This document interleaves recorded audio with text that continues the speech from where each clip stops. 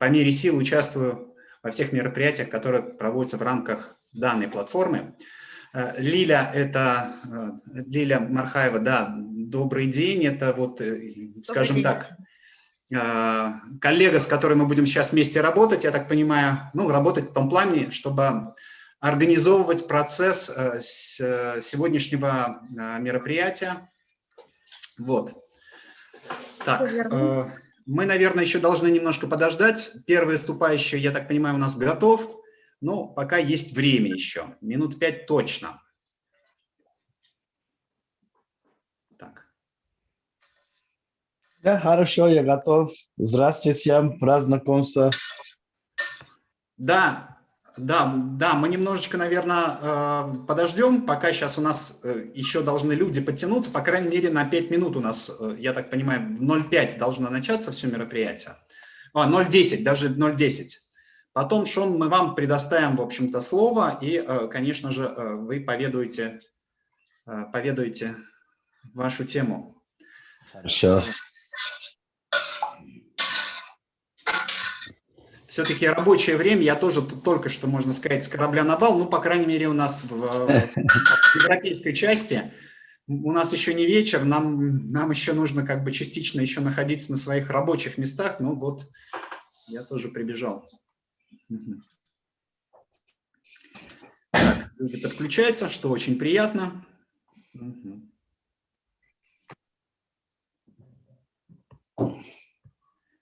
Пока мы...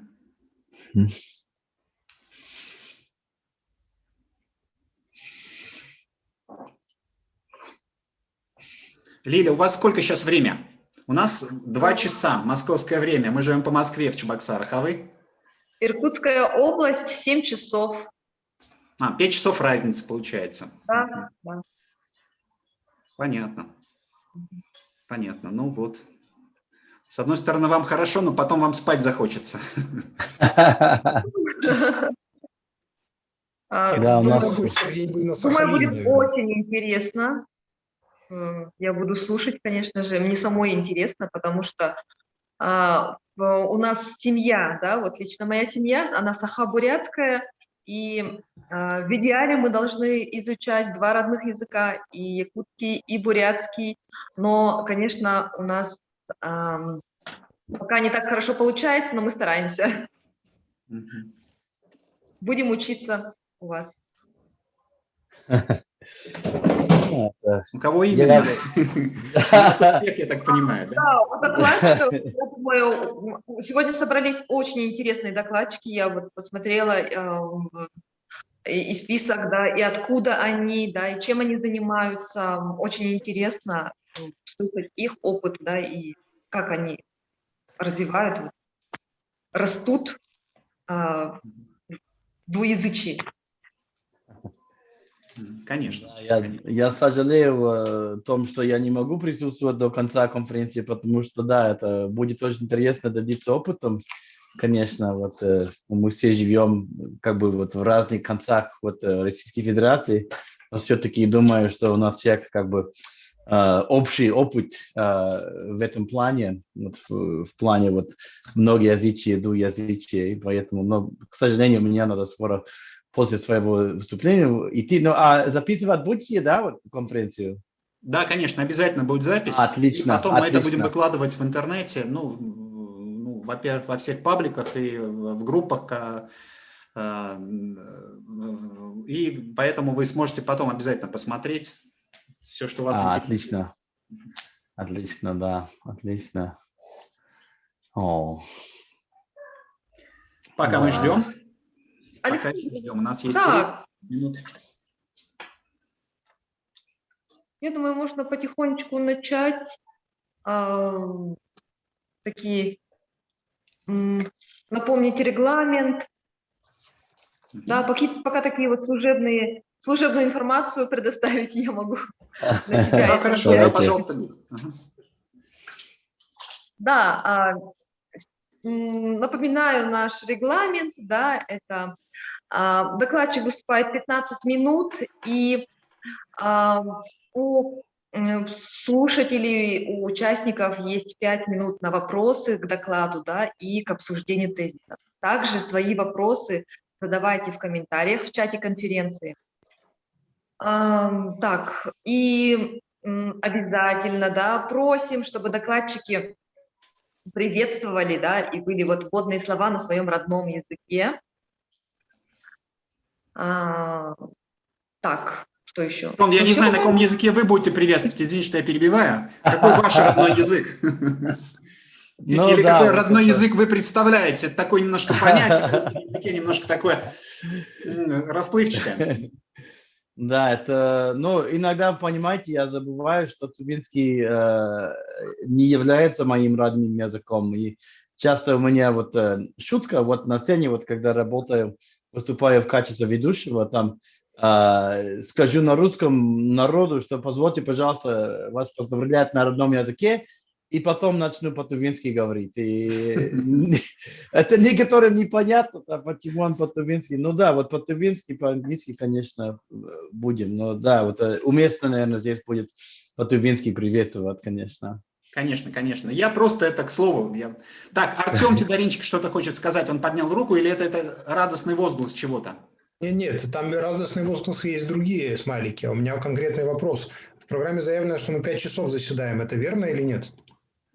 Ну, если время московское, нет, по-моему, 3 часа. По-моему, я смотрю, 3,5 часа. То есть в 17:30 мы должны завершить. Ага, хорошо, потому что... Ну, в принципе, это нормально, да, то есть это первая конференция, по-моему, первая конференция у нас по 5 часов шли, немножко так утомительно, не все могли выдержать, но 3 часа это, в принципе, мы можем себе позволить, наверное, пообщаться и познакомиться, в общем-то, с презентаторами. Вот, да, действительно, если будут у кого-то возникать вопросы, в общем-то, ну, регламента, наверное, и система-то, в общем-то, понятна, поднимаем руки. И вопросы, если вы хотите, чтобы ваш вопрос обязательно прозвучал, поднимаем руки. Если есть у нас чат, в котором можно написать, вот, и, ну, и все, наверное, да, то есть, и, пожалуйста, выключаем микрофоны, да, то есть вот в этом отношении еще могут быть сложности, потому что еще фоновый звук идет, и он отвлекает и мешает, вот. Вот. А лица, если вы будете как-то так на каком-то фоне, ему можно будет ваши видеть лица, это всегда приятно, да, то есть потому что лица людей это всегда как-то очень хорошо. Особенно для выступающих, чтобы вот классно, видеть да, их и реакцию. Василий, и Наталья здесь, да, вообще замечательно. Приятно смотреть на знакомые лица, которых давно не видел. Так хочется встретиться воочию, но пока у нас нет такой возможности, поэтому, наверное, настанет тот знаменательный день, когда мы будем встречаться не только в Zoom, но и воочию, что тоже не менее эффективно, наверное, местами даже более эффективно, чем просто вот зумить. Привет всем финно-уграм и всем-всем. Угу. Надо сначала писать всем-всем, и еще финно-уграм. Почему у нас финно-угры впереди? Так, ну, я думаю, можно начинать. Ну, хорошо, давайте, да. То есть те, кто очень-очень хотели, я думаю, они подоспели. Ну, а потом, Да, если кто-то сможет, в общем-то... Напомним тему нашей онлайн-конференции. Да, хорошо. Да, тема нашей онлайн-конференции – это развитие раннего двуязычия у детей, билингвизма. Да? Так, ну, у нас выступят сегодня 9 докладчиков, да, из разных регионов, и даже не только регионов, из разных точек мира, да, это очень круто.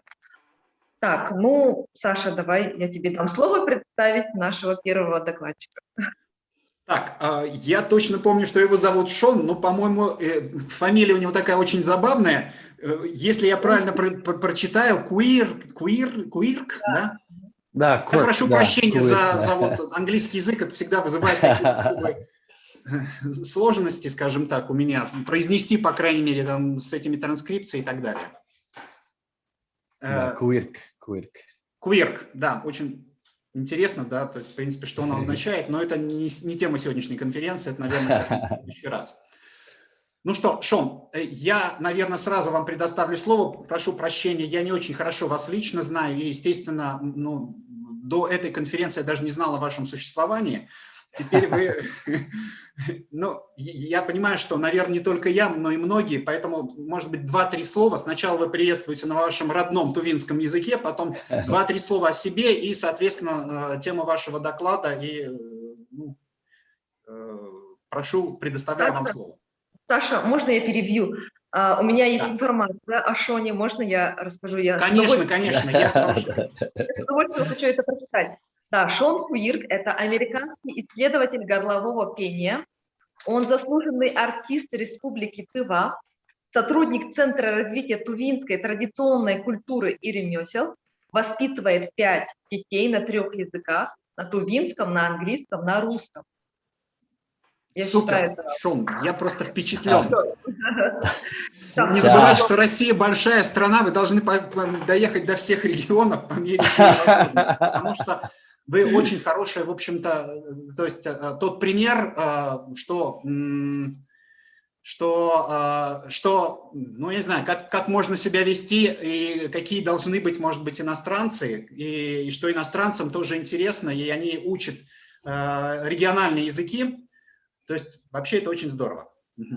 Спасибо. Спасибо. Юлустан что-то хочет сказать, да? Я понимаю, руку поднял. Да, извините, вот, всем привет, я вот Юлустан из Республики Саха, я вот технический сегодня администратор, да? Ага. Для удобства я предлагаю сейчас вот, ну, то есть я буду всем выключать звук, выключу сейчас всем звук, а потом, Шон, я дам тебе возможность включить свой звук, и тогда ты потом включишь свой, получается. И тогда Юлустан, я прошу прощения, можно нам тоже включить с Лилией, тоже, чтобы у нас был звук, чтобы мы могли включать звук? Да, и вам тоже тогда, да. Да, хорошо. ведущие, чтобы мы могли, может быть, как-то... Да, тогда будет всем удобно, докладчику удобно и так далее. Всем спасибо. Хорошо, спасибо.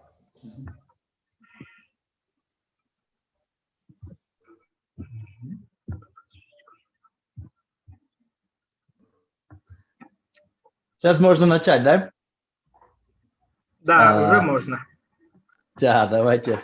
Кежекінің мәндесі бұдай, әргем күнділік тылшын желәкшілері болғаш, не аңғадыл арасында, үшті аңғырыл арасында ашын адырап тұрар күнділік әштерім Россия Федерациясының жұтақшылары болғаш, әттендемір мәне болса көйік Шон Патрик деп күйдірмен мұнда Тавар Республикада 18 жыл жұтақтырмен жаншыныстарының араңада Паза шақынжалары қоғындық хораға кержерім дейштің ашық Europe, Ровтермен, Четырдым, Улублай, thank you very much. Здравствуйте всем, уважаемые коллеги, уважаемые друзья. Я очень рад сегодня участвовать с вами в сегодняшней конференции, которая, конечно, посвящена вот теме, которая нам всем очень близко. И я вот по временам вот мне надо было выступить в начале, то есть вот спасибо организаторам, что вы дали мне возможность участвовать в удобное для меня время.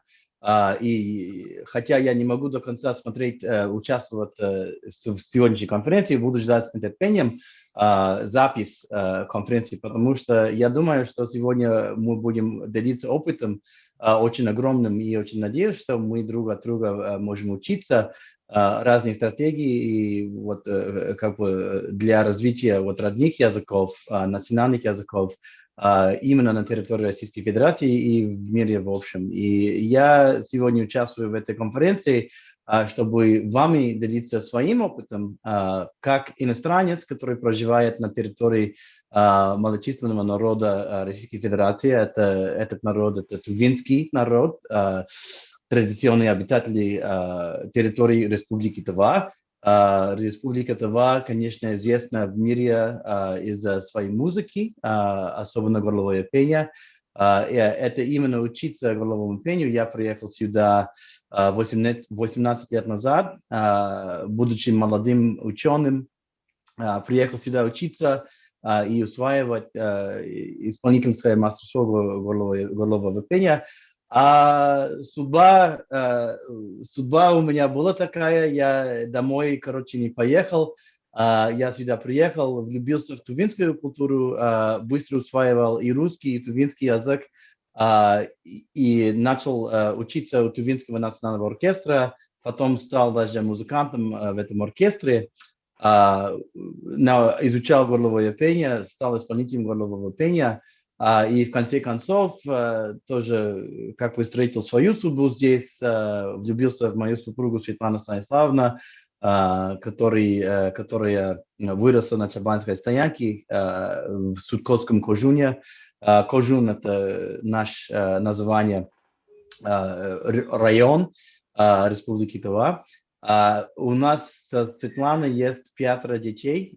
Старшая из них 14 лет, потом 12, 11, 8 и 6 лет. 4 из них девочки и 1 из них сын. И я думаю, что один прекрасный день, если мы будем встречаться в реальной жизни, мы можем долго общаться, и я жду этого момента, конечно, с нетерпением. А пока я делюсь с вами своим опытом как отец 5 детей, которые свободно владеют 3 разные языки. Вначале хочется сказать, что мы всегда старались, чтобы родной язык наших детей всегда был тувинским. Потому что я как иностранец, как человек, который на самом деле был одноязычным до относительно старого возраста, то есть я никакие другие языки учился в детстве, не было у меня возможности, хотя желание было. Это на самом деле вот один из самых главных болезней вот американского народа, потому что мы все владеем английским, и большинство из нас думает, что это достаточно, конечно, знать только один язык, поскольку английский язык является мировым языком. И поэтому, когда я сюда приехал, у меня совсем не было опыта вот с другими языками.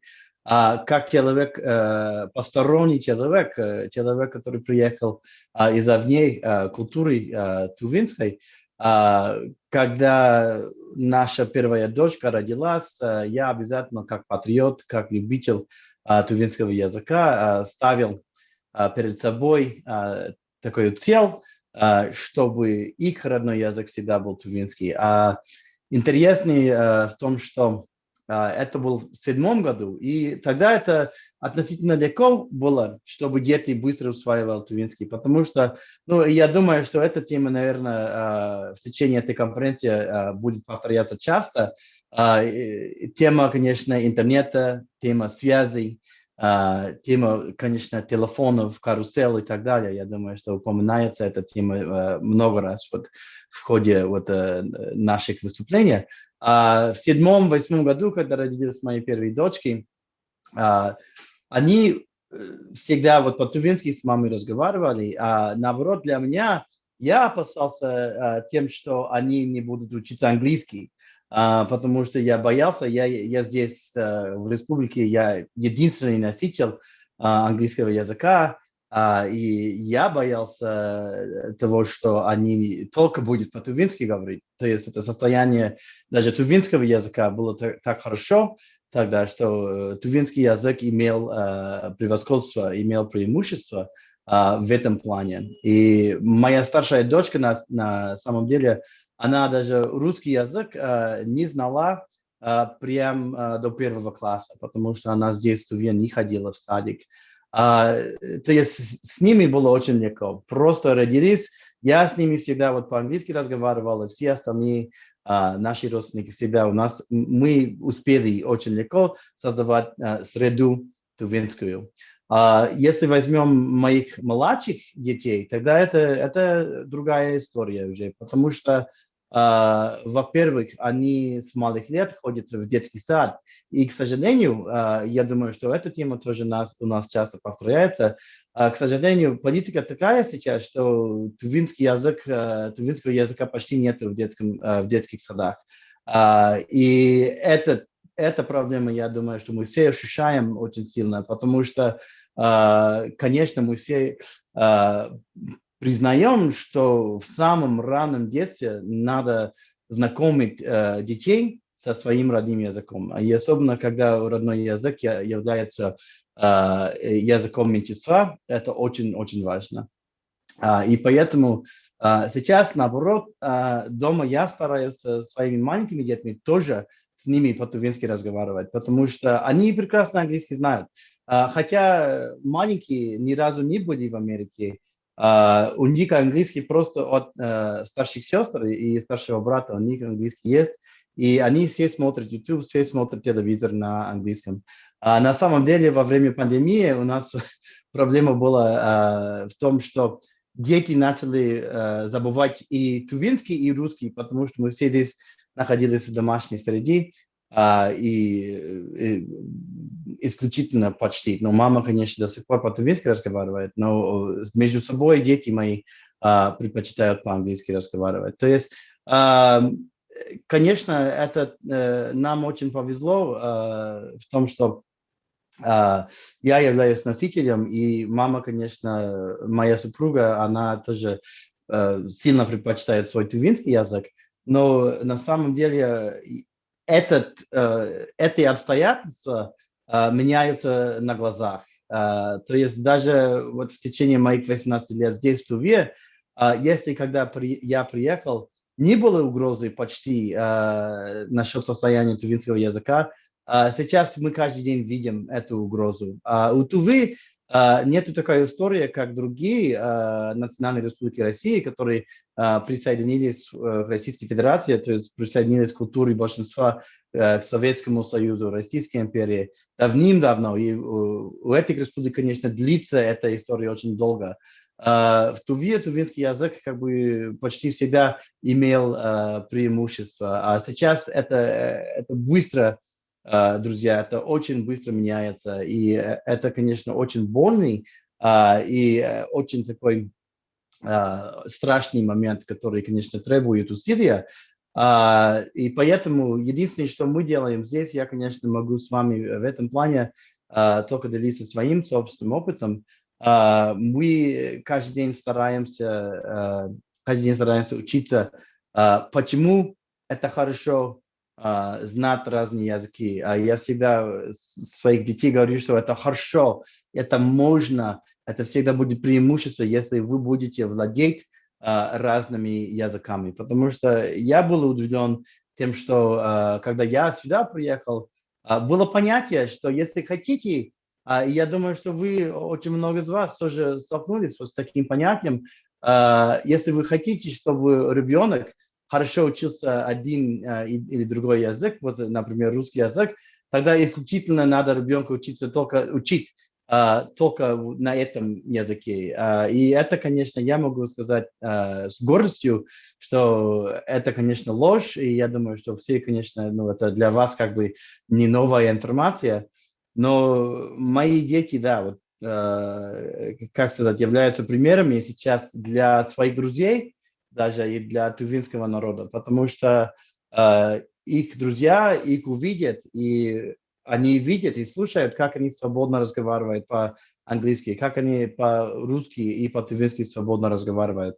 И мы только можем надеяться, что они являются примерами, и мы только можем надеяться, что хотя бы несколько процентов этих детей то же самое, как бы, как я хочу сказать, просыпается желание тоже уважать своего родного языка и смотреть в своем родном языке выгода. То есть в этом плане до сих пор у нас были успехи, успешно мы их так воспитывали, но я не могу слишком много хвастаться, потому что я вижу перед моими детьми и перед тувинским языком, и, конечно, перед почти всеми вот, языками вот, малочисленных народов в России, в мире, очень длинный, очень долгий и очень трудный путь, который требует наши усилия и наш забот, конечно, и наше участие тоже не только наше участие, а участие наших детей, участие следующих поколений. То есть это, в общем, это наша история, это наш опыт. Наш дом является как бы маленькой зоной международной, где мы свободно разговариваем по-тувински, по-русски, по-английски. Раньше, вот, пока они в школу не ходили, даже у нас был русский день в доме, чтобы они научились русский. А сейчас у нас тувинский день получается, когда папа даже говорит по-тувински. И не знаю, посмотрим, что получается. Но, конечно, хочется очень много рассказывать о нашей ситуации, но время ограничено, я думаю, что это не первый раз, и поэтому я себя буду ограничивать вот в этом плане, и поэтому сейчас не знаю, как отвечать на вопросы-то, я вижу там в чате вы где-то. там в чате увидели? Давайте я прочитаю. Did you come Хорошо. to the Russian Federation without knowing Russian? How did you get along? Ага, я вижу. Hello, Олави Яго. Вот, очень приятно. Hello, здравствуйте. Когда я приехал, у меня был как бы базовый уровень русского языка. То есть это был в третьем году, и я приехал сюда с помощью гранта под названием Fulbright. Я думаю, что многие из вас знакомы с этим грантом. И это для меня это был первый опыт даже в иностранной стране, ну, то есть в стране, где английским большинство не владеет. И у меня были кассеты, вот настолько много лет назад было, вот я научился с кассетами, самоучка кассетами, Random House назывался. И когда я приехал сюда, у меня был базовый уровень. Я мог сказать, дайте, пожалуйста, лампочку, как дойти до Эрмитажа, там, мне холодно, хочу кушать. Ну, такие очень базовые фразы. А на самом деле, когда я приехал сюда, я узнал, что русский язык для меня, для моих целей был почти, ну, отчасти, да, вот бесполезен, потому что у меня цель была изучать горловое пение, изучать тувинскую музыку, и чтобы с тувинцами разговаривать. Конечно, тувинцы прекрасно владеют русским языком, это не вопрос о владении языка, а все-таки, если ты хочешь участвовать в разговоре, тогда это обязательно надо знать тувинский. Люди не будут там постоянно тебе перевести, и тем более, опять говорю, что вы все, наверное, тоже об этом явлении знаете, если хотите приближаться с человеком, если хотите как бы узнать про народную культуру, конечно, это лучше на родном языке, потому что даже если моменты до сих пор, да, вот, когда люди меня нанимают переводчиком, потому что они хотят сразу вот прям с тувинского на английский, а не через русский язык. Хотя эти люди вот русский хорошо знают, есть русскоязычные переводчики, они хотят выражаться на тувинском. И поэтому через 3 месяца я сюда приехал, и через 3 месяца мой уровень владения тувинского стал лучше, чем уровень владения русского. И до сих пор так. Я думаю, сейчас до сих пор у меня акцент такой ужасный на русском, но по-тувински нет. Шон, следующий вопрос. Пишут, что очень интересно и важный вопрос. Вот отцу обычно сложнее много времени проводить с детьми, чем матери. Как вам удалось проводить с детьми столько времени, что они даже говорят между собой по-английски? Вот это, да, это замечательный вопрос. Спасибо за вопрос. И на самом деле, да, как отец, ну, в традиционной культуре, да, вот отец всегда, он охотник, да, вот он скотовод, да, вот он даже по тувинском языке мама называется угишти, то есть внутри юрты, и папа угизи, владелец юрты. Нам удалось тем, что, во-первых, я всегда в первых годах я всегда убедил, чтобы я привез из Америки разные DVD, мультфильмы, что у них знакомство, то есть контакт с языком постоянно был. И мы пару раз тоже с детьми, хотя это сейчас уже давно, мы съездили туда пару раз хотя бы с старшими детьми. И поэтому, ну, я думаю, мы все согласны, что дети всегда учатся. Самый лучший способ как бы усваивать язык – это они хорошо учатся у своих. То есть не учителя, там, не у родителей, а именно у своих сверстников. И поэтому дети, когда мы поехали в Америку, и мы там полгода жили у бабушки и дедушки, они тоже ходили в детский сад в Америке. И они тогда же Вот очень интересный момент был первый раз, когда мы туда поехали, старшая дочка, ей 4 года было, меня не было, я с ней разговаривал по телефону. И тогда она только по-тувински разговаривала, даже она понимала мой английский, но она сама только по-английски разговаривала. И они туда поехали на родину, и я остался на гастроли. Через месяц я с ней созвонился, и я задал вопрос. Hangi türlü rumbo şkolunda işlerin de çikolata türsen be, çikolata türsen be. Ну, типа, как у вас там, дочка, ты понимаешь речь вот своих одноклассников? И она мне сказала, да, конечно, папа, здесь все говорят по-тувински. Это, я был удивлен, я думал, как в Америке, как в моем родном городе, как они все говорят по-тувински. А на самом деле я после этого узнал, что из-за того, что я с ней постоянно по-английски разговаривал, хотя она сам не разговаривала, она поняла всегда вот с самого рождения моя речь, и поэтому она в этом возрасте просто, вот она сейчас зашла в кухню, it's not your head, она, поскольку она поняла их речь, она думала, что это тувинский язык, потому что она даже не знала, что там разные языки в мире существуют. То есть, да, вот так и удалось. Путем, конечно, путем там видео, DVD разные, и, конечно, нам удалось туда съездить. А маленькие вообще не были. Но поскольку уже старшие знали, маленькие просто вот смотрели за старших и их подражали. Ну, это восхитительно. Спасибо. Да, это вот пример, все это, что все возможно, что ограничения только вот, в голове. Это у вас... Ну да, надо предаваться и просто надо каждый день стараться. Я думаю, что это мы все понимаем, потому что перед нами это очень такая большая и трудная задача.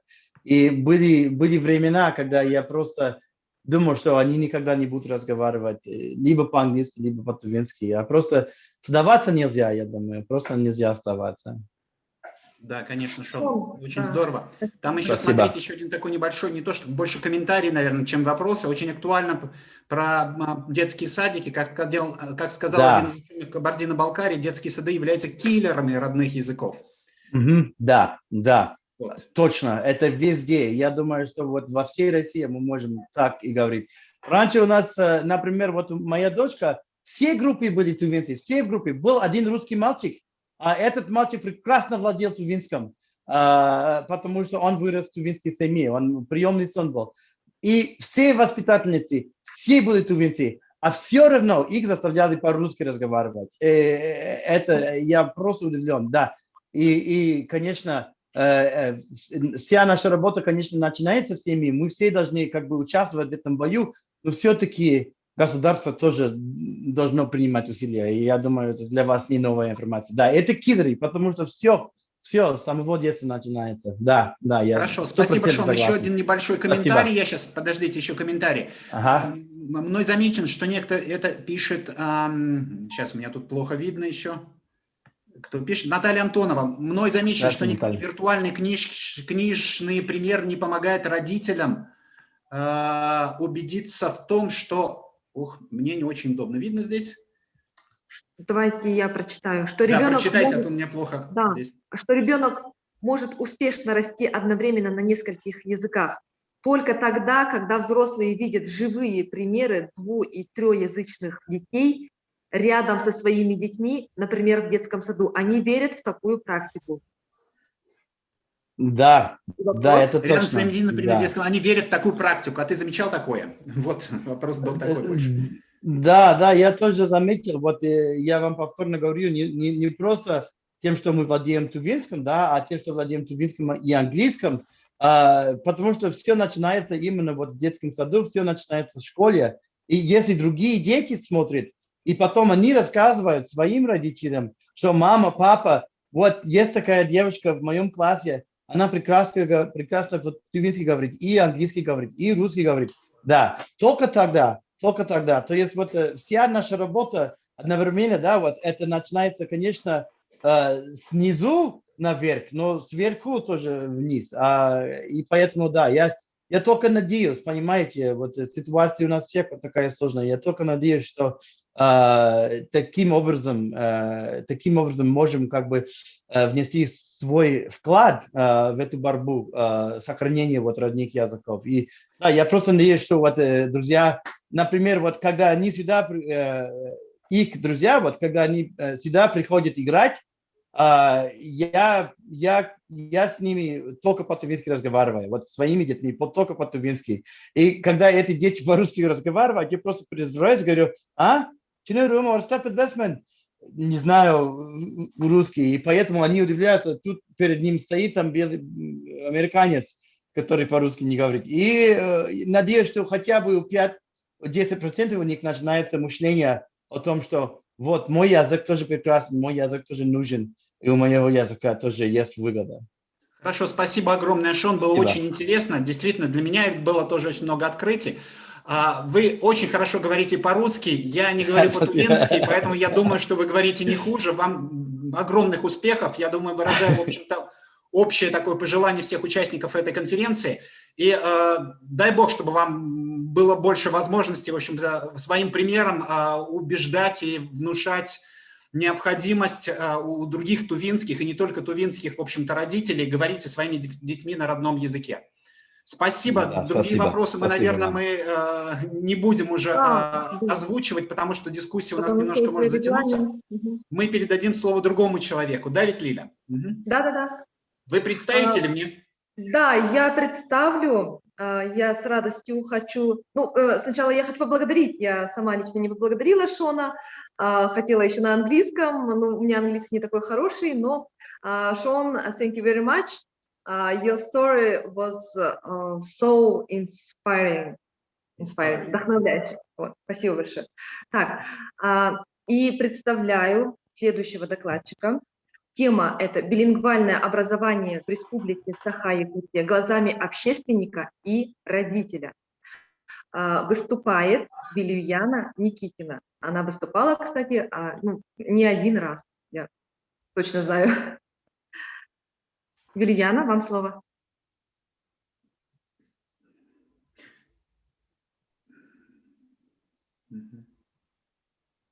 Да, микрофон включен. Нет.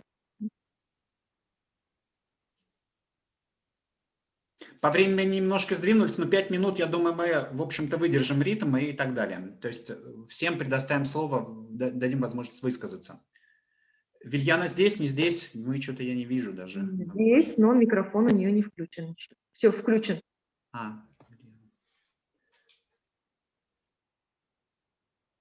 Но вас не слышно почему-то. Вы, наверное, говорите, Вильяна? Вас не слышно. Что-то не так. Что-то не так. Микрофона, видимо, нету. Так. Вы выключили теперь? Теперь надо попробовать включить. Нет, не слышно. Но губы шевелятся. Значит, вы пытаетесь говорить. Так, у нас немножко какие-то неполадки получаются. Вильяна, да, получается. Прошу прощения, если я не совсем точно называю ваше имя. Может быть, мы попробуем еще раз как-то... Да, через наушники вы можете попробовать, да? И просим прощения за такие, в общем-то, небольшие технические неполадки, но вот, к сожалению, бывает, что пока тут соорганизуешься, пока технически все наладишь, проходит время. Пока нет звука.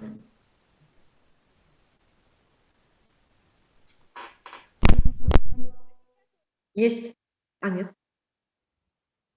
Пока нет еще. Какой-то шорох был. Ну, вы, кажется, очень красиво говорите. По крайней мере, вы очень радостно выглядите, и нам очень приятно вас смотреть. К сожалению, мы не слышим вашего голоса до сих пор. Дилустан, мы что-то можем сделать? Может, вы можете посоветовать, как наш технический редактор? Лиана, телефон гутан кирам, да? Телефон гутан.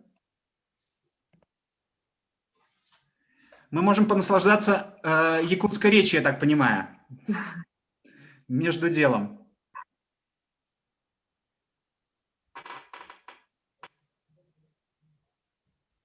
Так, Да, может быть, Ульяна, какие-то если сложности? Ольга Сыропятова готова, то мы можем передать ей слово и дать выступить. Да, давайте так тогда поступим. Ну, немножко переместим, да, наш график. Ничего страшного в этом.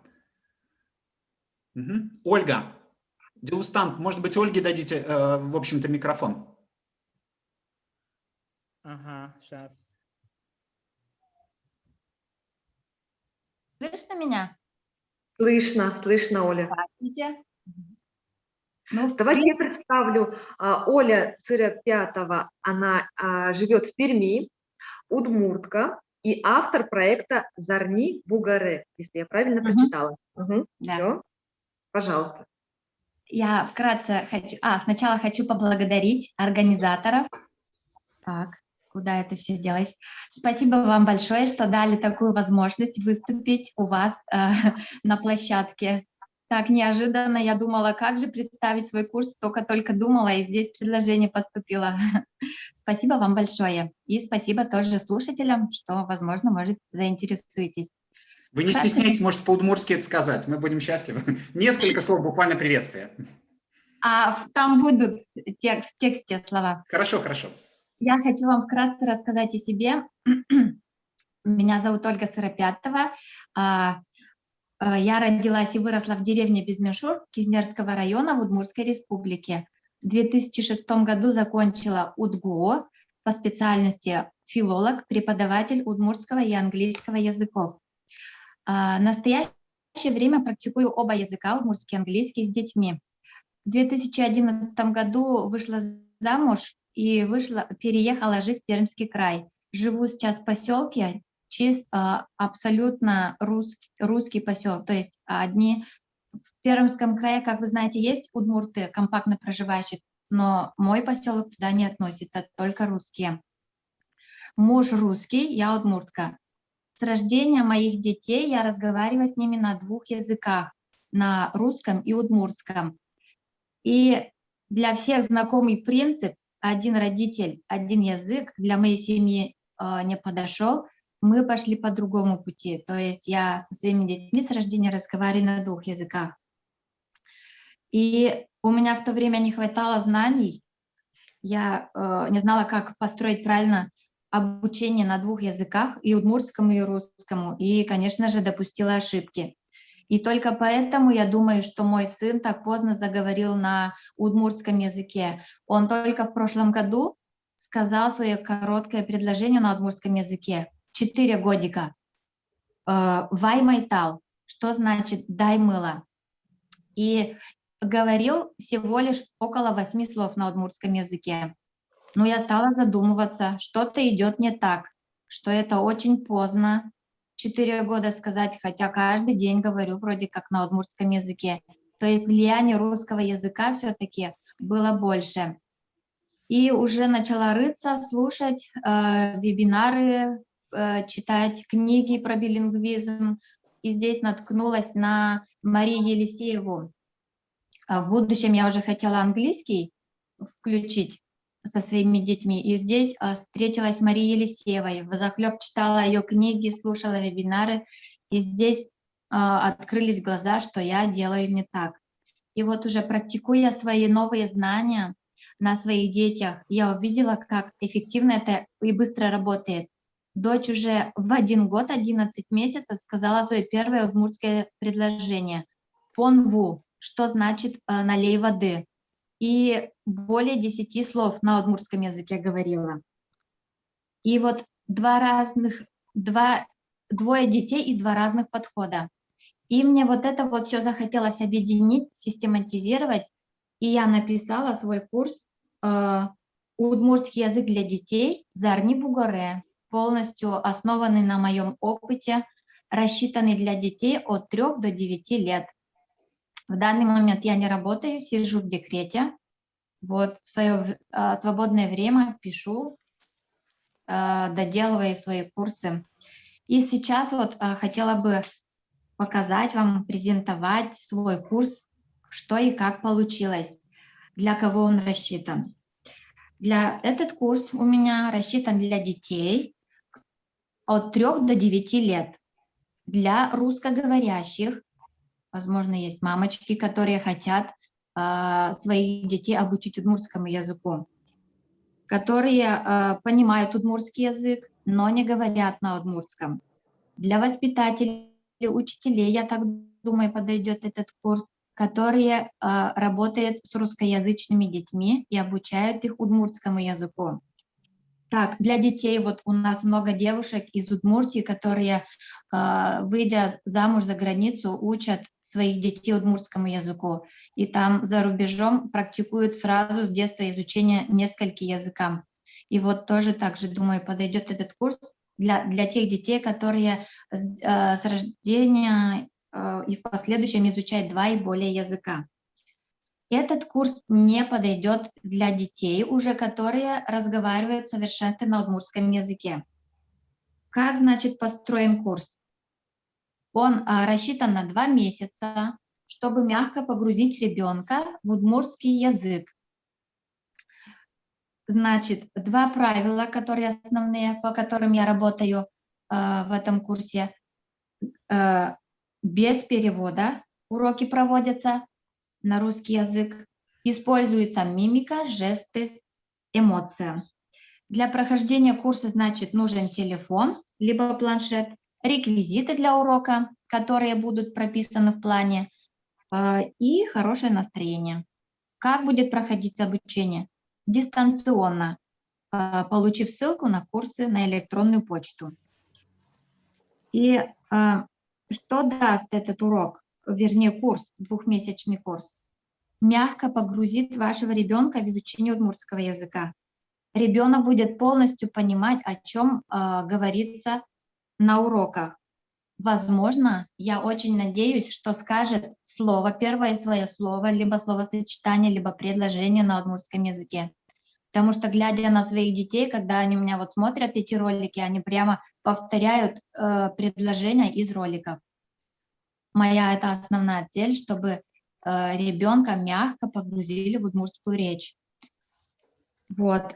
Из чего состоит курс? Из 26 обучающих роликов, из 60 видеоуроков, из ежедневного плана, где описано, что и как делать, где описаны, какие игрушки необходимы. Прилагается аудио к каждому уроку и состоит из карточек. И вошли сюда 4 основные темы. Животные, игрушки, человек, части его тела и режимный момент. Умывание и чистка зубов. Это все на удмуртском языке. И сейчас бы мне нужна будет помощь, чтобы мне показали видеоурок. Обучающий ролик, который я скидывала ВКонтакте. Дилустан, наверное, сейчас поможет в этом плане. Нет? Так, нет. Вы кому скидывали? Я ВКонтакте с кем переписывалась? Я переписывалась ВКонтакте и туда скинула свои уроки. Ольга, а вы не можете сразу здесь включить, например, потому что с вашего компьютера, и тогда нам было проще. Хорошо, я сейчас попробую. Нет, сейчас подождите, видео было, да, Ольга? Да. 2 видео, 1 обучающий. Вот сейчас. Нашли? Я, кажется, нашел, да. Сейчас, подождите. Да. Под цифрой 2 включите, пожалуйста. Вот это обучающий ролик, который предполагается смотреть маме либо отцу вместе с ребенком. Сейчас. Вот балкортлары, которые, да? Нет. Кочиш. Кочиш, мусо кочиш. Так, у меня такого нет. Тогда я покажу со своего планшета. Значит, как проходят уроки, предполагается, что ребенку с мамой вместе нужно посмотреть.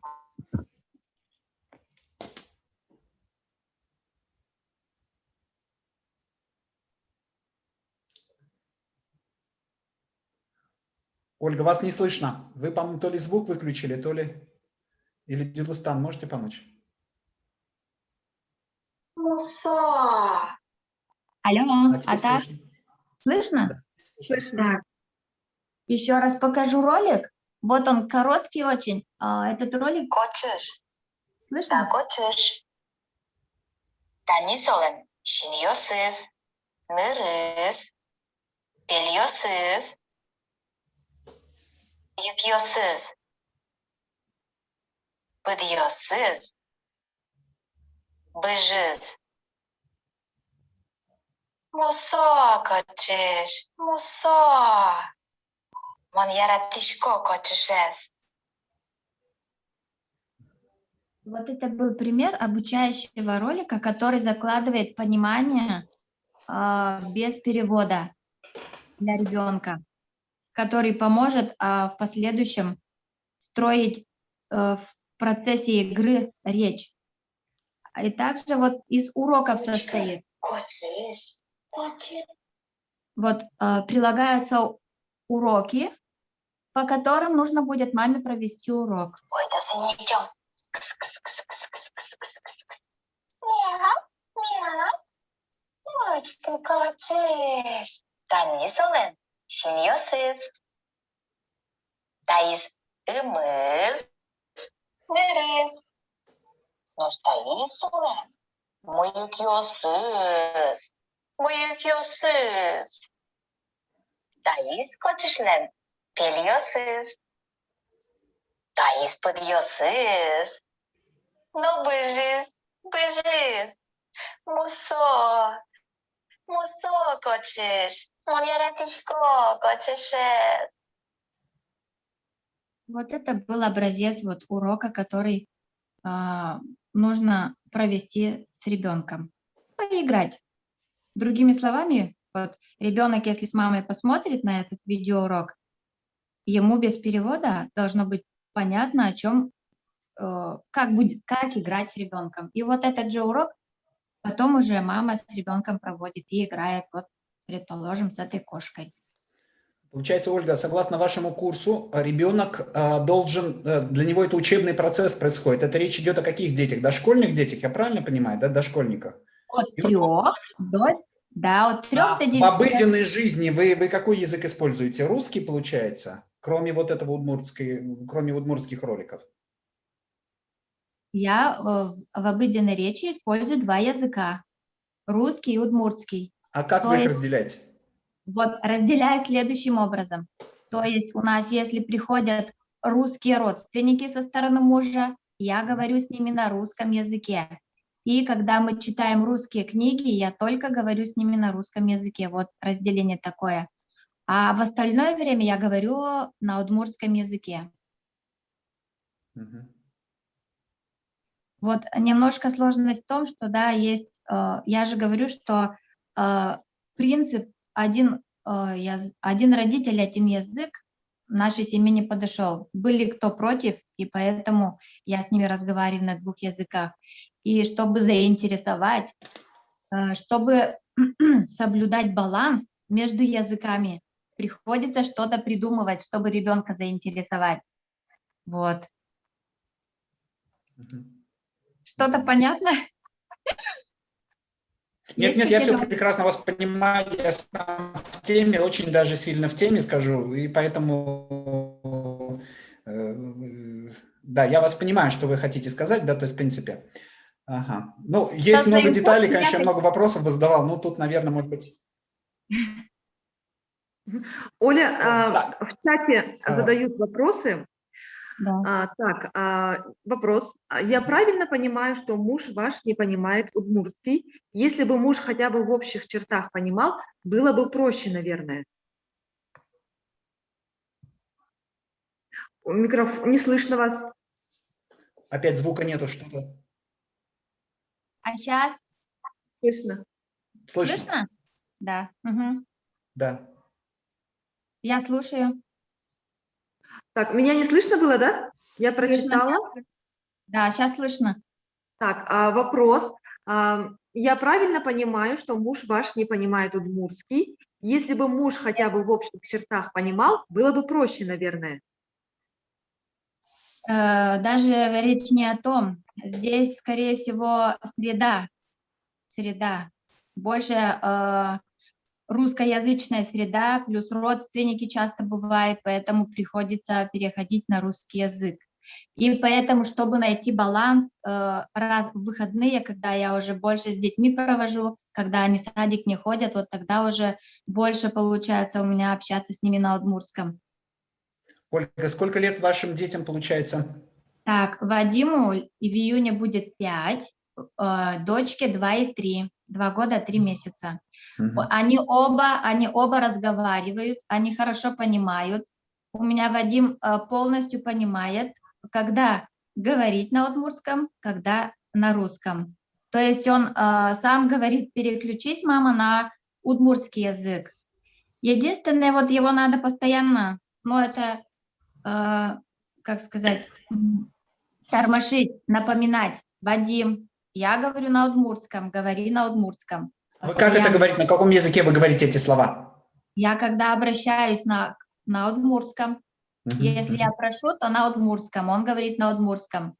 То есть вот правило, когда мы читаем русские книжки, когда приходят русские родственники со стороны мужа, тогда мы говорим на русском. Ольга, а ваши дети между собой когда-нибудь говорят какие-то слова хотя бы между собой, я имею в виду, на удмуртском языке, или их речь между собой только по-русски? У них между собой по-русски, но когда мы сидим втроем играем, тогда они говорят по-удмуртски. Понятно, спасибо. Так, был еще вот, в общем-то, вопрос. Ренат задает вопрос. Замечали ли вы, что в русском социуме ваши дети комплексуют общаться с вами на родном языке? Пока нет, у них пока такого нет. Пока они не комплексуют, пока, слава Не тот богу... возраст. Пока Да. маленькие. Да, пока их никто не высмеивает. Я сейчас тоже через это все сама прошла, и поэтому я ВКонтакте тоже благодаря своим детям создала группу «Зарни Бугаре», Бугаре под этим же названием. И в дальнейшем я тоже хочу написать пост о том, как я преодолела перестала стесняться говорить в общественных местах на удмуртском. Но это вот все в будущем. С курсом, надеюсь, разобраться, а потом уже писать. Спасибо вам большое, Оля. Да, спасибо, очень интересно. В общем-то, да, успехов вам. То есть вы делаете хорошее дело. Мы с вами, скажем так. Спасибо большое. Вот. Спасибо за то, что слово предоставили. Да. Спасибо. Реплика Николая: детей надо готовить к этому. Вот. К чему? К этому имеется в виду, наверное, к двуязычию или, ну, наверное, это вот вдогонку к тем словам, которые вы говорите. Ну что, еще раз большое спасибо.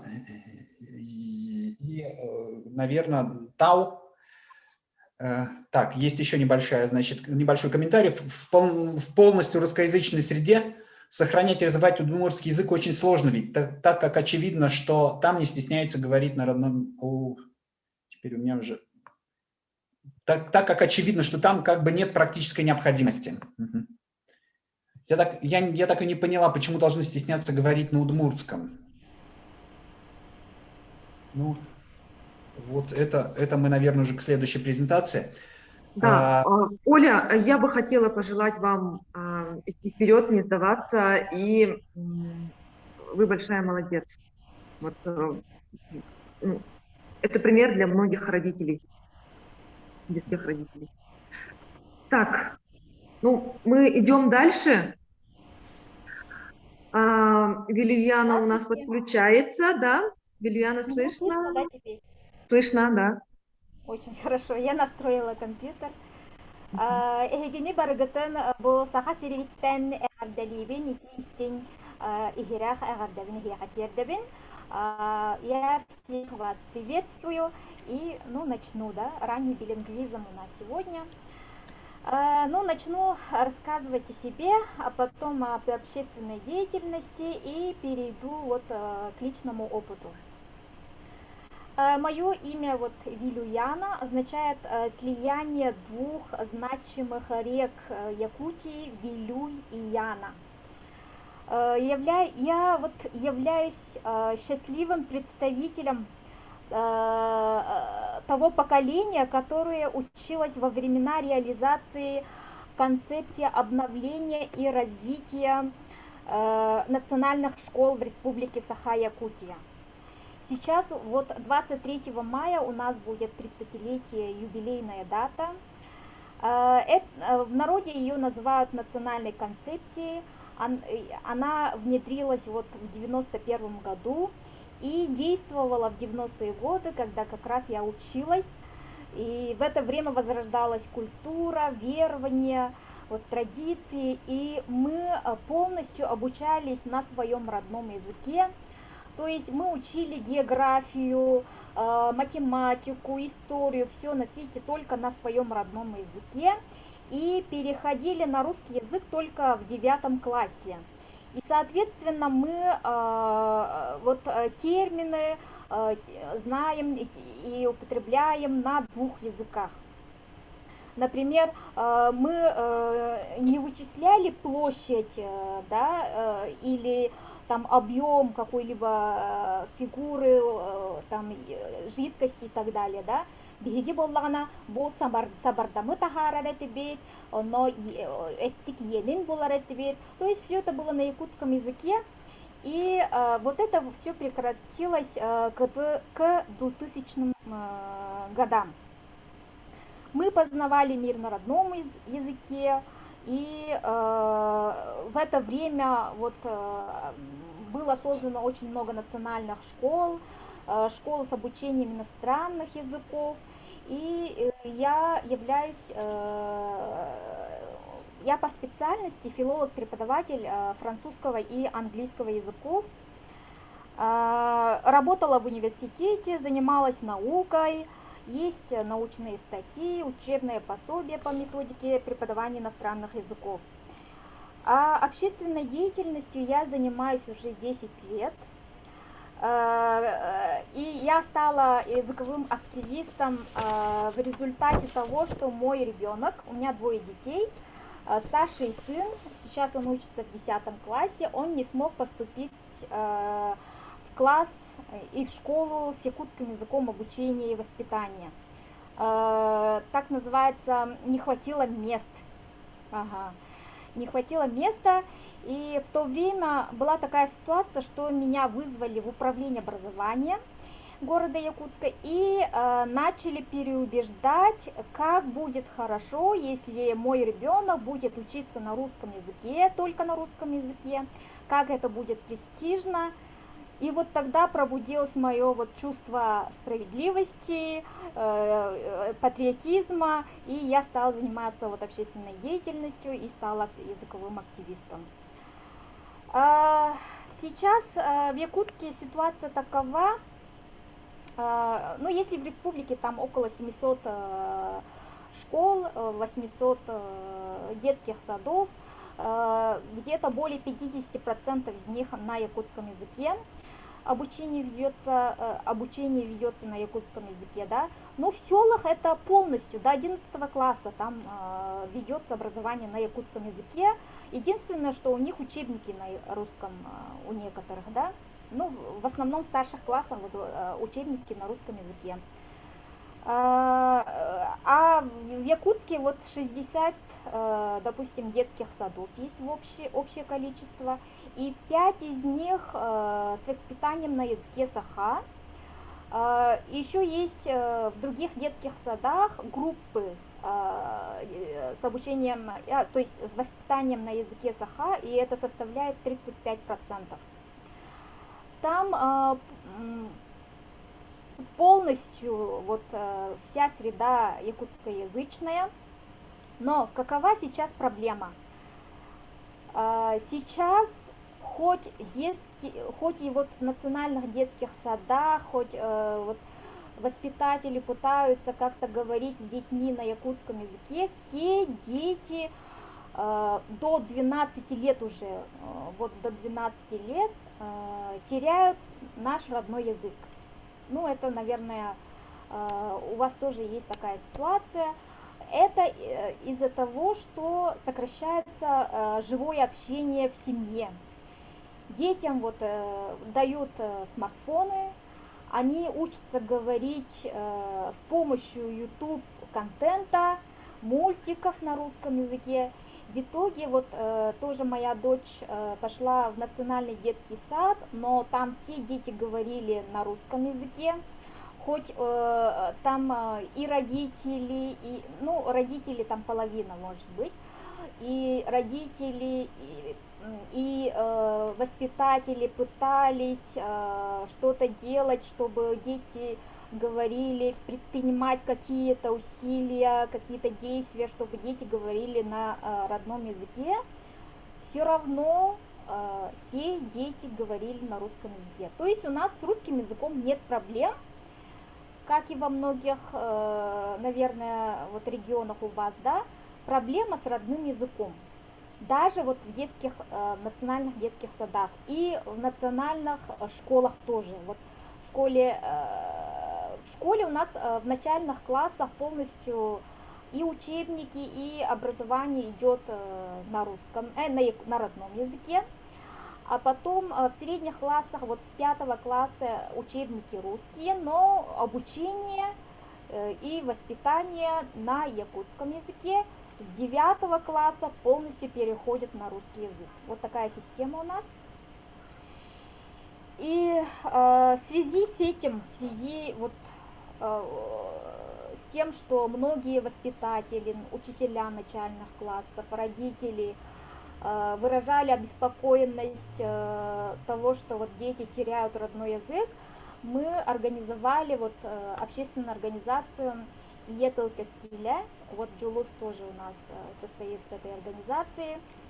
В переводе означает «будущее родного языка», для того, чтобы проводить работу, пояснительную работу о преимуществах билингвизма.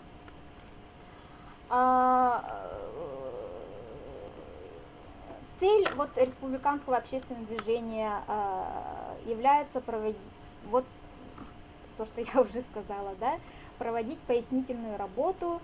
И что мы сейчас делаем?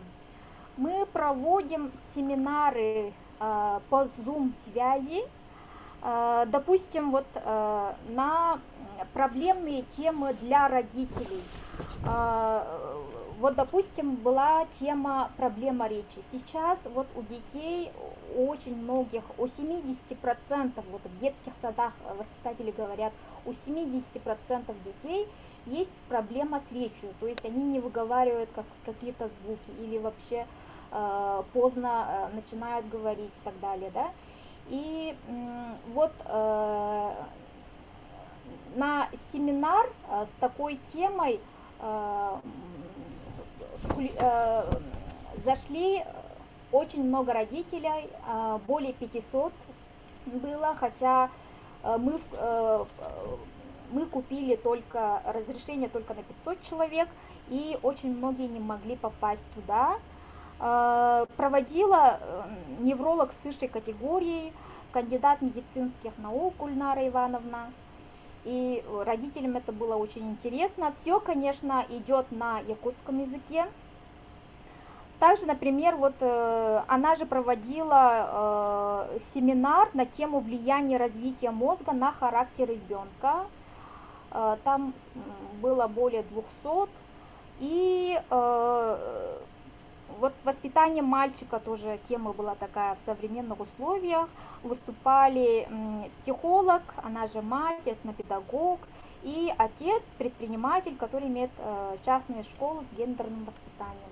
Сейчас у нас актуализируется гендерное воспитание, так как очень много мальчиков вырастает инфантильных, женоподобных. Сейчас физическая работа особо-то и нет.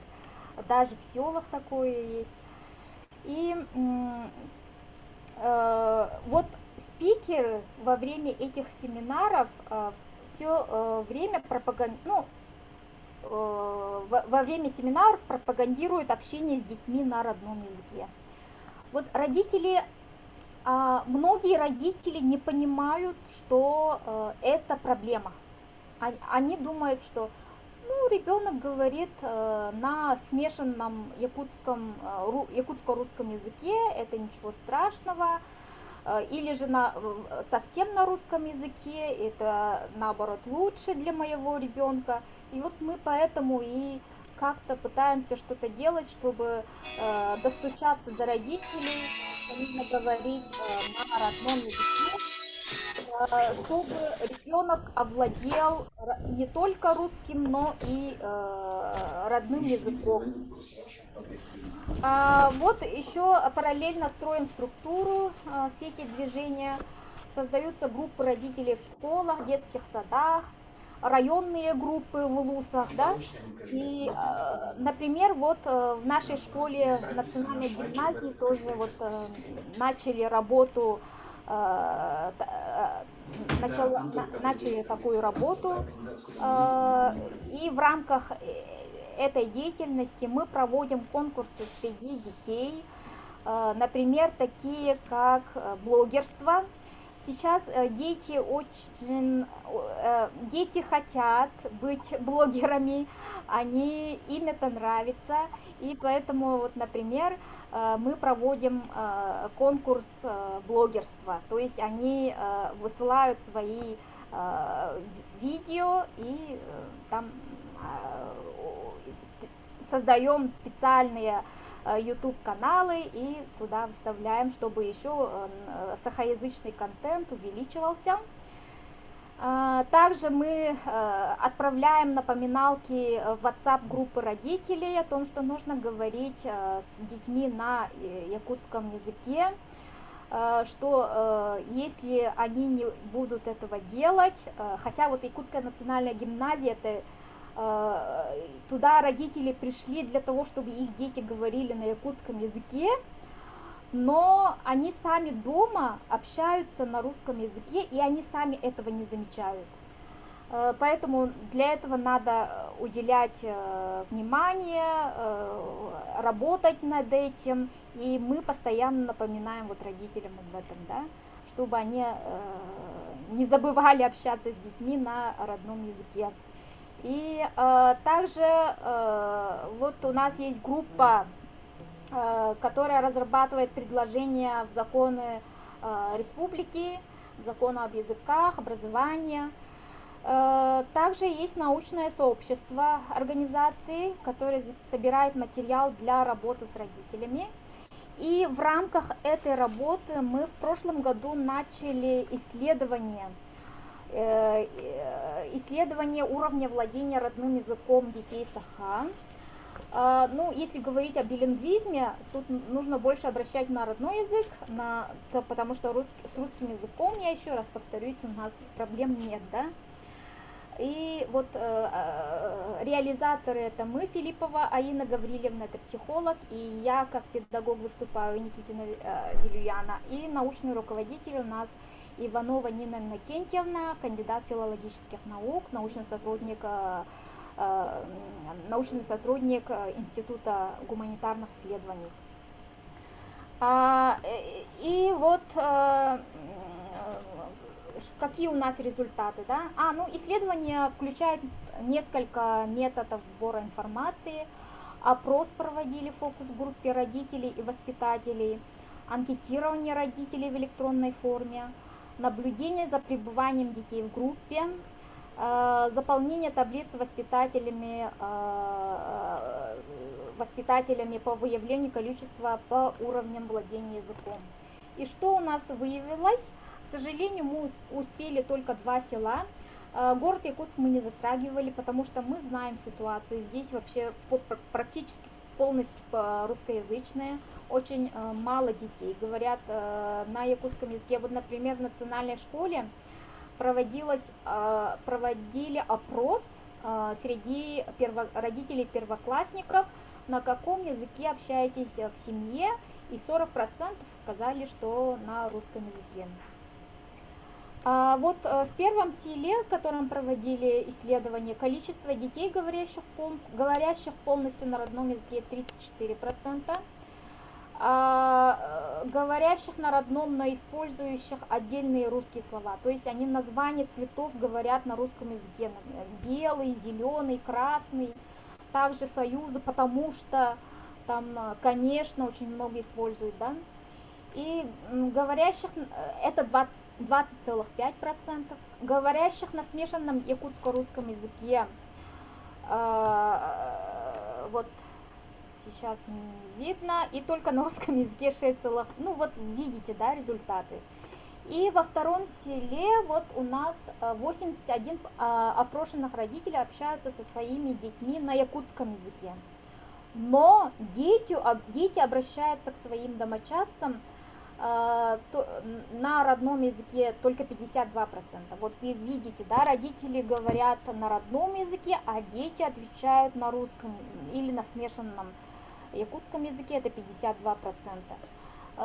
Вот, ну, мы выявили, что вот нужно проводить, мы очень озабочены этой проблемой, пытаемся все что угодно делать, чтобы мультики создаем. Вот даже мой сын по моему сценарию нарисовал мультик. Свою дочь я снимаю, и у нее мы открыли ей свой канал Мичияна, и она там тоже вот на якутском языке ведет блог, ну начинает вести блог. Так, и что я рассказываю родителям, как нужно делать и какой свой опыт я рассказываю, да, ну, со своим ребенком. Мой ребенок до 3 лет вообще, мы ей не давали ни телефона, даже мультики не смотрела. Потом с 3 лет, когда она пошла в детский сад, мы ей начали давать, но давали только по 5 минут в день. Но это не только из-за того, что она заговорит, не будет говорить на якутском языке, это ну, в целях, как сказать, ну, из-за того, что вредно ребенку долго смотреть мультики и телефон, и смартфон в общем. И она в детский сад пошла. Когда она пошла в детский сад, она говорила только на якутском языке. И когда пришла в детский сад, хотя и национальный, она начала говорить на русском. В связи с этим мы уже в доме, в семье начали уже делать так. Когда она говорит на русском языке, мы делали вид, что мы ее не понимаем. Мы говорим, то есть скажи на якутском языке. Таким образом, ей приходилось говорить на якутском языке с нами. Также, когда она говорила на русском языке, мы говорили ей переведи на якутский язык. И таким образом она очень хорошо овладела навыками перевода и сейчас очень быстро переключается с одного языка на другой язык. Она, в принципе, уже сейчас, конечно, она уже 1 класс, и она контролирует свою речь, и она понимает, когда нужно говорить на якутском и в каких обстоятельствах можно говорить на русском. Но она, видимо, когда не в семье, то есть когда она не с нами, она в основном общается, конечно, на русском языке, но при нас только якутский язык. И когда вот иногда случайно вот переходит на русский, мы ее переводим на якутский.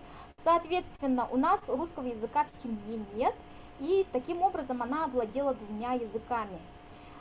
Также я с 6 лет, как сама учительница английского языка, вела тоже английский язык.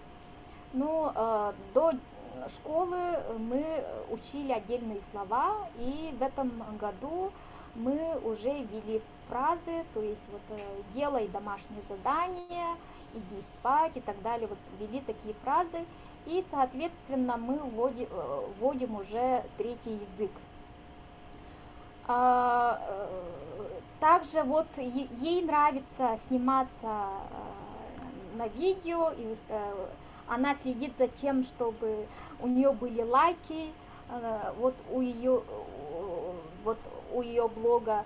Так что это тоже очень хорошая такая мотивация, чтобы ребенок больше говорил на якутском языке. Естественно, я активно пропагандирую чтение книги. Мы постоянно с ребенком читаем книги, говорим, мы пытаемся вот увеличить, то есть обогатить лексикон на якутском языке. Но иногда, конечно, она иногда вот говорит неправильно на русском языке, поэтому время от времени у нас бывает 15-минутка русского языка. То есть 15 минут мы полностью говорим на русском языке, чтобы она научилась правильно употреблять мужской и женский род, потому что у нас вот в якутском языке этого нет, и падежи. Вот, Ирина, простите, пожалуйста, у нас есть небольшой регламент, мы уже 20 минут, и поэтому, как бы, наверное, надо как-то подвести какой-то, может быть, итог, и буквально 1-2 минутки мы вам даем. Да, в принципе, у меня все. Вот так вот мы ведем общественную деятельность. Нет, вы делаете замечательное дело, огромное спасибо, потому что, вы затронули очень много вопросов, к сожалению, нет возможности все их обсудить. Но, в принципе, действительно, и у меня тоже были бы вопросы, наверное, я потом буду вас спрашивать, да, как вы организуете эти Zoom-конференции, как находите родителей и так далее, но это потом. Вот, в общем-то, очень интересные тоже раскладки, конечно, изучение вот этого опыта, имеется в виду проведение социолингвистических исследований, является составной частью вообще и развития, и понимания в той ситуации, в которой мы находимся. Мы действительно искренне вам желаем, чтобы вы продолжали этим заниматься и чтобы у вас действительно все получалось. Спасибо. Если есть вопросы, можно буквально, может быть, один вопрос. Тут очень длинные, наверное, да, вопросы.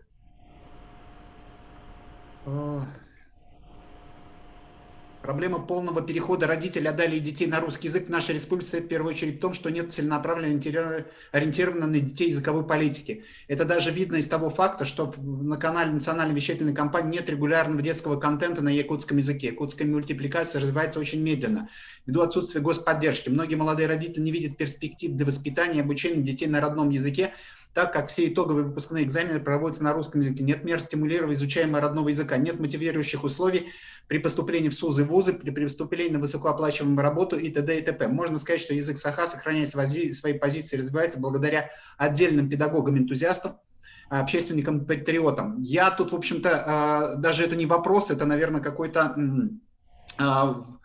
обращение к людям, такое, знаете, действительно, я бы на самом деле вместо язык саха, вместо якутского написал бы любой другой язык Российской Федерации, потому что буквально такая, у вас еще, мне кажется, в Республике Саха даже в некотором смысле даже положение чуть лучше, чем в других регионах.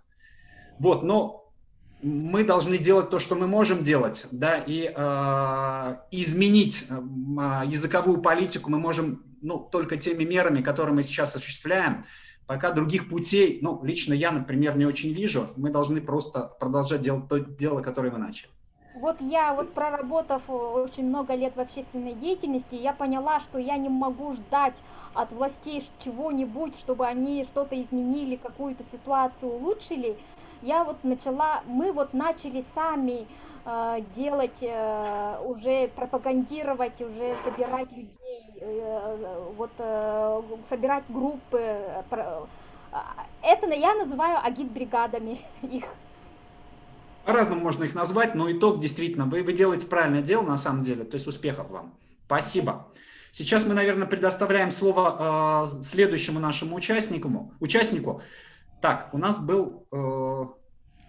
Лиля, помните, кто это, да, у нас сейчас, подождите, я должен открыть.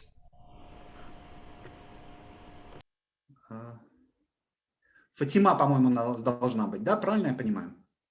Фатима пишет, что ее что-то вылетело, да, из конференции. Так. Я могу, Белла. Белла Шахмерза. Ну, подождите, мы, по-моему, не совсем тогда по порядку. Мы тогда... Фатима здесь. Тогда Фатиме, наверное, предоставим сейчас слово. И Дилустан, звук Фатиме. Да, так, Шанна Юнус, это Фатима или... Понятно, да, прошу прощения, просто не сразу понятно, кто есть кто. Да, вот, мне тоже сложно. Пожалуйста, поднимайте руки, вот, что я сразу понял, да? И включил вам звук. Спасибо. Хорошо. Пожалуйста. Добрый день. Мы должны, наверное, вас еще представить. Если вам угодно. Ну, может быть, вам быстрее получится сейчас самому себя представить, чтобы мы, в общем-то, на это сейчас не тратили время. Да. Добрый день, меня зовут Фатима Янбаева, я молодой общественный деятель и сейчас молодая мама. Вот. И я вообще башкирка, родилась в городе Уфе, училась в городе Москве, в высшей школе экономики, на факультете экономики, и тоже взаимодействовала с различными народами в том числе, и поняла, что наша проблема башкирского народа, угасание языка и все прочее, это на самом деле проблема всей России, проблема малых народов России. Ну, я хочу начать с того тезиса, что на самом деле изучение языка, конечно же, начинается с семьи, с маленького возраста, и когда родился мой первый ребенок, у меня не было никаких сомнений, на каком языке у нас говорится «телясала», откроется язык, таким образом, какой будет ее первый язык, конечно же, башкирский родной язык. Меня мама сама воспитывала таким образом, что до 3 лет я говорила только на родном языке, и это сработало, ее методика сработала в том плане, что потом на этот язык хорошо нанизывались другие языки. Мы живем с такой надеждой, что когда у ребенка первый язык родной язык, то остальные языки с легкостью усваиваются. Вот, поэтому потом уже легко например, я свободно говорю на английском языке, потому что башкирский мне, конечно же, в этом помогает. Одинаковые звуки совершенно, и просто в голове вот эти нейронные связи, да, сформированы правильным образом, что не запутано, вот, как бы, да, и таким образом, и остальные языки, к ним у меня вообще большая любовь, вот. И поэтому свою дочку я тоже, ей сейчас год и 8, она сейчас говорит, она у меня билингв, она говорит на башкирском, и второй язык у нее английский. А русский, почему, наверное, вы сразу вопрос, почему не русский второй язык? Потому что язык среды, он всегда сильнее языка родного, там, если, например, нашего, да.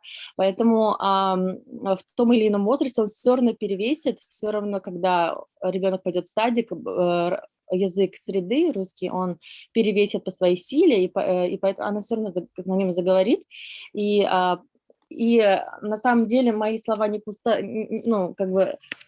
доказанные. Вот хотела сразу сказать, на что я опираюсь, когда занимаюсь воспитанием своего ребенка, да, как билингва. Это Мария Елисеева.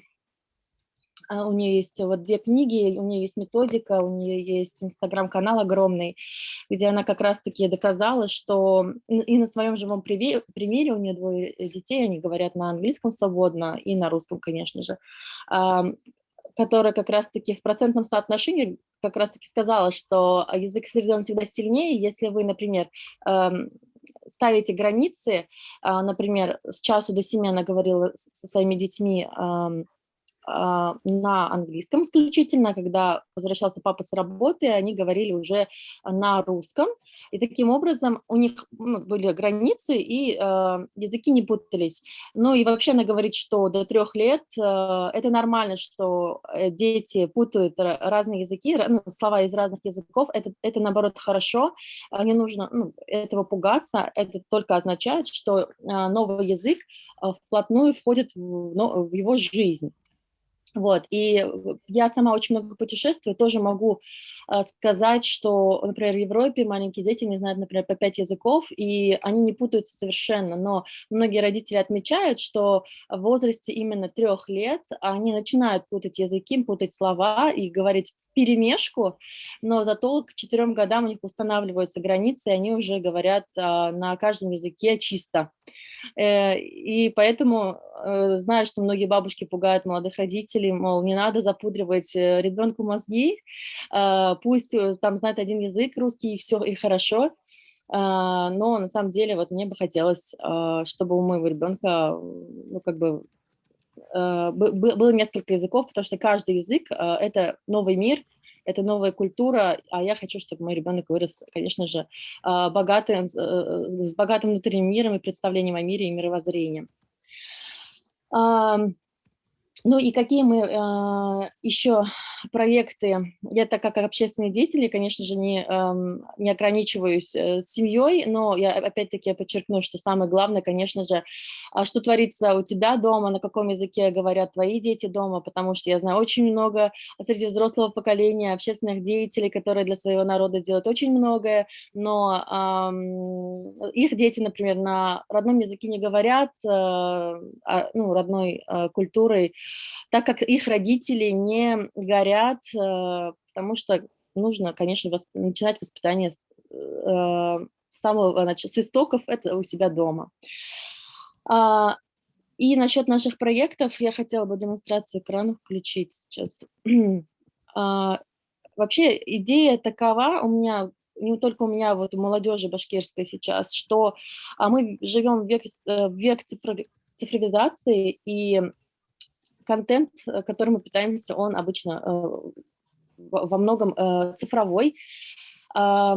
И почему наши дети не говорят на башкирском? Потому что это не модно. Почему это не модно? Потому что нету классных мультиков, нету каких-то классных приложений на башкирском языке. Дети как? Они приходят каждый день в садик, и они делятся. Вот смотри, что я нашел, да, там соревнуются игрушками, приложениями, мультфильмами.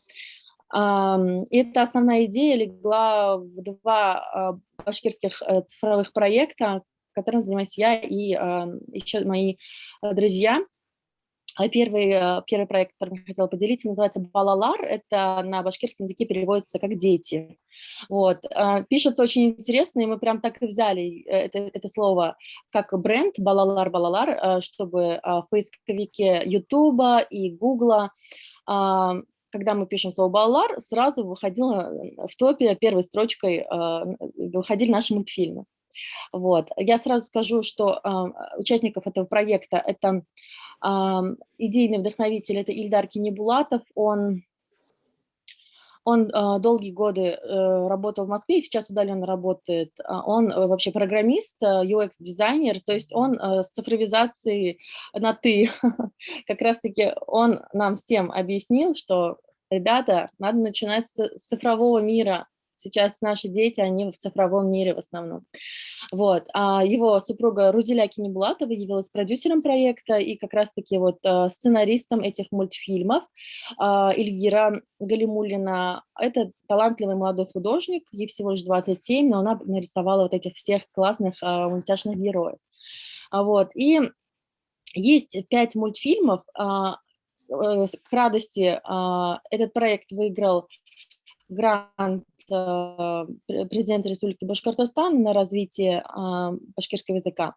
Вот. И вот за год успели сделать 5 замечательных мультфильмов, где основными героями являются кошка, лисичка, медвежонок и волчонок, и они изучают язык, у них учительница сова.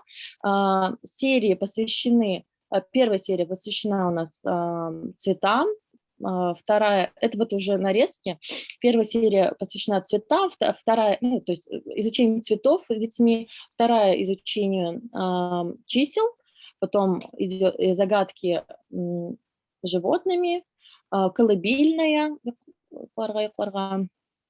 и алифба, то есть наш алфавит. Далее этот проект развивается дальше, после того, как грантовские средства были уже использованы Дальше уже мы переходим на создание башкирских народных сказок анимированных. Я вот могу отключить звук и просто вам продемонстрировать немножечко, как это выглядит. Ну, насколько позволит мне, конечно же.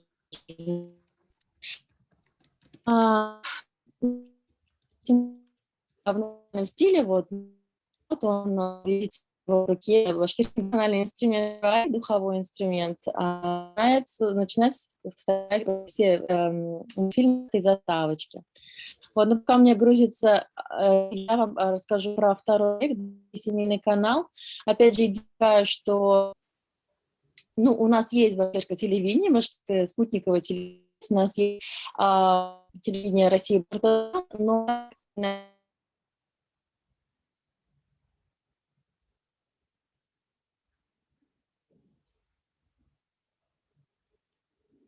Что-то зависло, да, у нас? Мне кажется, Фатиму выбила. Нет, здесь. Вам надо включить звук, Фатима. Не включается. Дилустан, наверное, твоя помощь потребуется. Все. Говорите, Фатима. Алло. Да, говорите, говорите. Мы вас слышим, Фатима. Алло. Все. Хорошо. Так или иначе, это новостные каналы, и мы хотели бы побольше развлекательного контента делать не только для детей, но и их родителей. И вот идея так и зародилась башкирского семейного канала, где мы выкладываем, конечно же, интервью, например, с нашими местными звездами какими-то, но исключительно на тему семьи и детей, и воспитания детей. Вот, и мы основные герои, молодые мамы, которые действительно актуальны для нас, для молодых мам, темы. Вот такой передачи еще не было. И что хорошо, чем делать это отдельно онлайн, потому что и родители сейчас, да, молодые мамы, они в основном в онлайне, они включают в YouTube какие-нибудь видосики и готовят параллельно. И еще и хорошо, если это будет параллельно какой-то на родном языке контент. И наша идея в том, чтобы сделать как можно больше просто цифрового контента, разного. Они не конкурируют между собой абсолютно, они только дополняют друг друга. И чем больше вот этого цифрового контента будет в интернете на родном языке, тем лучше. Вот такая идея, и мы в нее свято верим, потому что это первый шаг к тому, чтобы башкирский язык наконец стал модным и молодежным. Понятно. Да, Фатима, очень интересно. Был бы такой канал, пусть даже на русском языке, который бы говорил о ценностях билингвального обучения или полилингвального обучения, что сейчас становится все более актуальным. Вот, если бы мы как-то могли, вот и, наверное, задача нашей платформы, одна из задач нашей платформы в том, чтобы мы собрались такие активисты и делали какое-то общее дело, чтобы не только каждый о своем народе языке думал, мы думали еще в целом о России, ну и, может быть, о мире, да, то есть, чтобы родные языки, идея многоязычия, ценности многоязычия, она как бы у нас была вот здесь в голове. Если у нас будет в голове, то все будет хорошо, я думаю. Тогда мы будем менее такими зускорузлыми. Извините за неудачные, может быть, термины, но вот прям именно так вот представляется мне. Фатима, очень интересно, то есть то, что вы делаете с мультфильмами, это прям, и не только с мультфильмами, и то, что вы проводите, это прям супер, это то, что нужно, мне кажется, одно из чего действительно не хватает. Вот, мне самому было интересно познакомиться с вашим опытом, и я думаю, участникам этой конференции тоже было очень интересно. И какой-то опыт будем перенимать, а если получится, то будем делать что-то совместное обязательно. Вопросы? Сейчас я буду зачитывать. Алави Яго, извините, если я неправильно называю чьи-то имена, поскольку я не знаю действительно, как они, куда ставить ударение. И вопрос такой. Я видел в башкирских сериалах Биришме и Сируси, как люди общаются в повседневной жизни на башкирском языке, и только в некоторых официальных ситуациях переключаются на русский. Это в реале тоже так? Фатима? Хотелось бы, это огромная мечта, чтобы такая ситуация у нас была, но на самом деле это совершенно не так. Мы, башкиры, в обычной жизни больше, конечно, либо перемешиваем, либо смешиваем языки. Ну, думаем в основном на русском и переключаемся на башкирский, если там совесть наконец нам скажет, что хватит уже.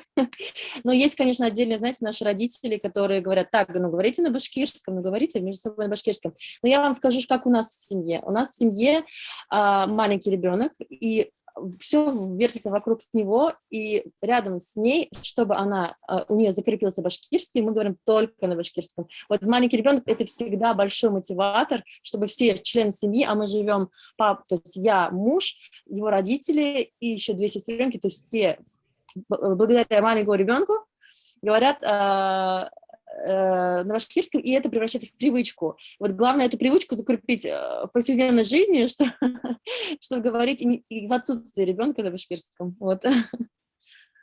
Да, хорошо, спасибо. Артем Федоринчик спрашивает, как вы считаете, влияет ли модность языка, возможность сдачи на нем ЕГЭ? На модность языка, возможность сдачи на нем ЕГЭ? Нет, думаю, не это влияет. Нет. Вот мы свято верим, что влияет как раз-таки как можно больше крутых проектов на башкирском языке. Не обязательно в интернете какие-то офлайн проекты тоже. Но вот это. И чтобы звезды, да, какие-то люди говорят. Ну вот я просто тоже опять свой пример говорю.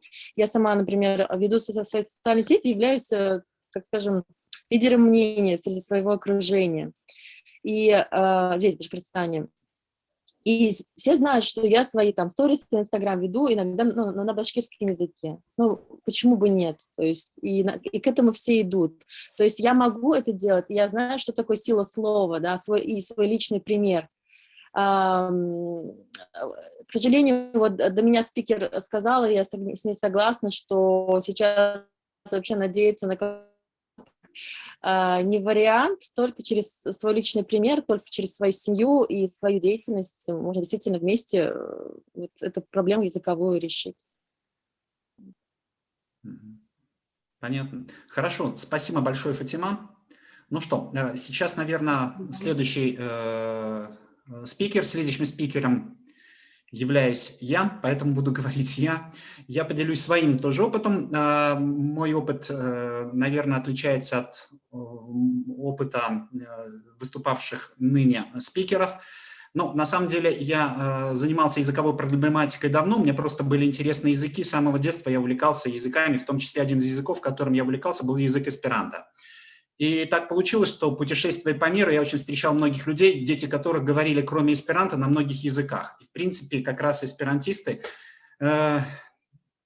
друзья, то есть с которыми я становились моими друзьями, как раз мне начали обращать мое внимание на чувашский язык. Хотя я думал, что с чувашским языком все в порядке.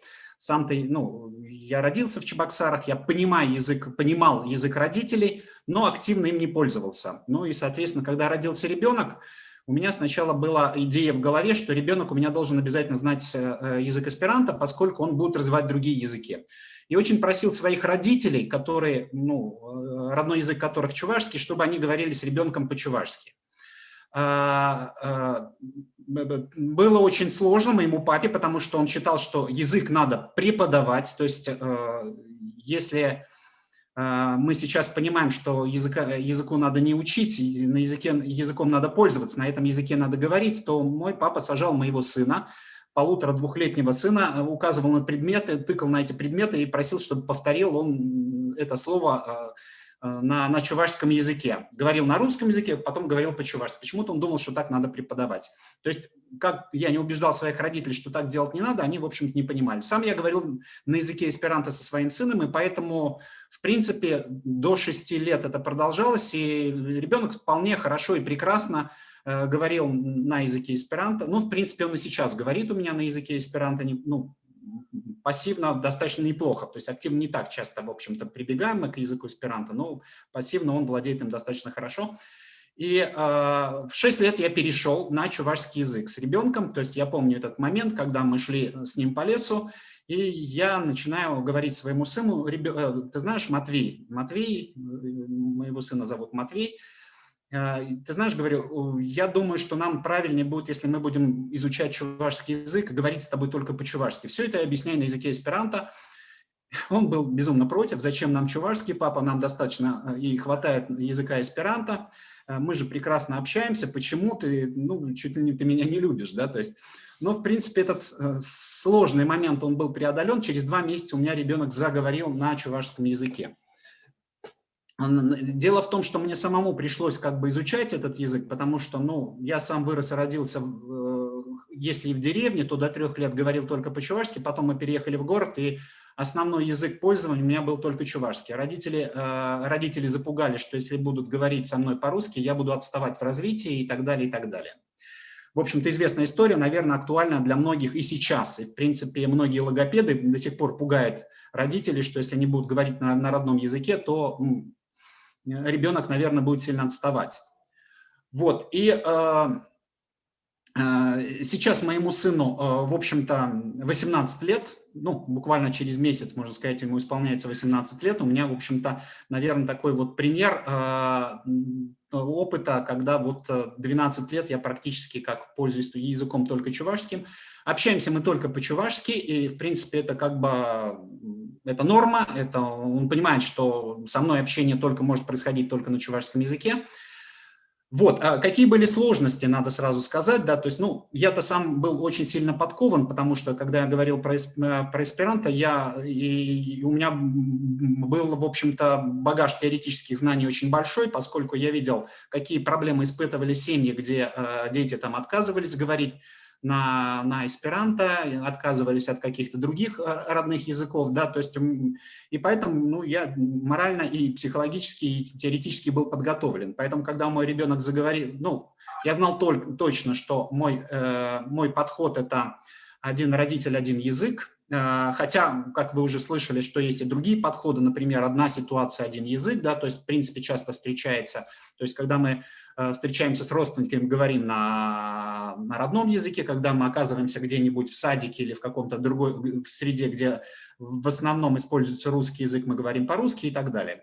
Есть, конечно, еще подходы один язык, одно время, один язык, да, когда, например, с утра мы говорим только на одном языке, на родном, после обеда мы говорим на другом языке. Ну, есть разные подходы, это, конечно, каждый родитель определяет для себя, но для себя я, в принципе, решил, что для меня важнее, что один родитель, то бишь я в моем лице, жена у меня русская, поэтому я должен говорить обязательно с ребенком только на чувашском языке, потому что среда, окружающая среда в городе Чебоксары, хотя 70%, в общем-то, населения, ну, 60 в Чебоксарах, население чувашское, или 50%, по крайней мере, говорит на чувашском языке, ну, далеко на улице, в общем-то, в основном это, конечно, русский язык.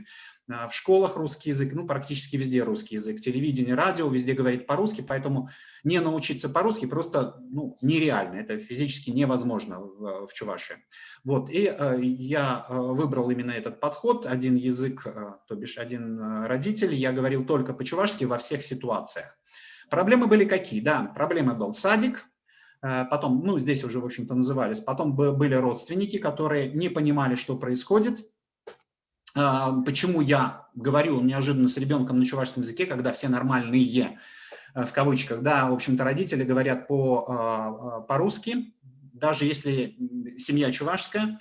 Третье – это вторая половинка, да, то есть, в принципе, ну, сначала жена не совсем понимала, зачем это нужно, да, то есть, в принципе, ну, в целом она, в общем-то, нормально восприняла, и поэтому сейчас, по сути, она тоже у меня понимает, и если не говорит свободно, то достаточно хорошо понимает чувашский язык, ну, поскольку один из семейных языков, она как бы вынуждена оказывается в такой среде, что, ну, нужно понимать как минимум. Вот, и, ну, наконец, это ближайшее окружение, это соседи, скажем, там, на лестничной площадке какие-то там люди, которые видят и слышат, с которыми ты сталкиваешься в повседневной жизни. И, в принципе, в общем-то, ну, я не испытывал каких-то затруднений в общении со всеми этими категориями людей, и в общем-то, при нормальном и правильном, ну, наверное, общении, да, то есть они понимали, почему я это делаю, ну, где это нужно было и необходимо, я объяснял, где это не видел необходимости, я не объяснял, я просто пользовался языком, то есть в общении со своим ребенком, вот, и в общем-то, было более-менее, мне кажется, успешно. Почему? Потому что не было такого случая, чтобы мой ребенок сказал: папа, прекрати говорить со мной по-чувашски, ну, поскольку его сверстники все говорят только по-русски. Такого я никогда не слышал, то есть его не было. Он, конечно, возможно, были моменты в подростковом, когда он чуть-чуть стеснялся, что к нему обращаются на чувашском языке, менее престижным, чем русский язык. Но, тем не менее, в принципе, это было не ярко выражено, может быть, еще потому что вот одна из деятельностей, я стал достаточно активно заниматься еще проблематикой развития чувашского языка, вот начал организовывать летние лагеря, и туда стали приезжать, в общем-то, ну, интересные люди, он все это видел, как интересные люди, и чувашский язык – это нормально, то есть это достаточно престижно. И, в принципе, вот этот барьер, что он стесняется там говорить на родном языке, ну, у него не было.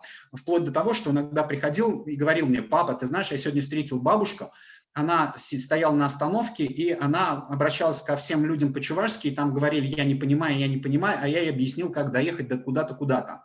Причем это было, ну, как бы 2-3 раза такое, и для него это как бы вызывало определенную гордость. И, в принципе, мне это было приятно, да, с другой стороны, потому что он использует язык не только со мной, но использует язык еще с другими людьми, где он видит это необходимо. Кроме меня, он, конечно же, общается с моими родителями на чувашском языке, в общем-то, и я тоже, ну, как бы настроил, и потом вошло это уже в привычку, что они теперь уже говорят нормально по-чувашски, и это стало своего рода нормой, да, то есть, ну, не вызывает каких-либо там, в общем-то, затруднений. Ну, конечно же, к сложностям, к которым это относится, эта сложность заключается в том, что, в принципе, ему не хватает среды. То есть язык, на котором он говорит, он вставляет очень много русских слов, когда ему не хватает, в общем-то, лексикона. И не всегда у меня была возможность с ним читать книжки, читать книжки на чувашском языке. Мы делали это, но не так часто, как хотелось бы. Хотя, если мы иногда можем говорить о политике, об экономике, мы говорим о космосе, да, мы можем говорить, и мы стараемся говорить по-чувашски. Понятно, что терминология не очень развита в этом плане, ну, нет литературы, скажем, которая бы была написана на чувашском языке на эти темы. То есть, но, тем не менее, мы стараемся развивать и эти темы, обсуждать эти темы, то есть... ну, зачастую использую интернациональные термины, которые, как и в русском языке, конечно, которых, как и в русском языке, очень много. Вот.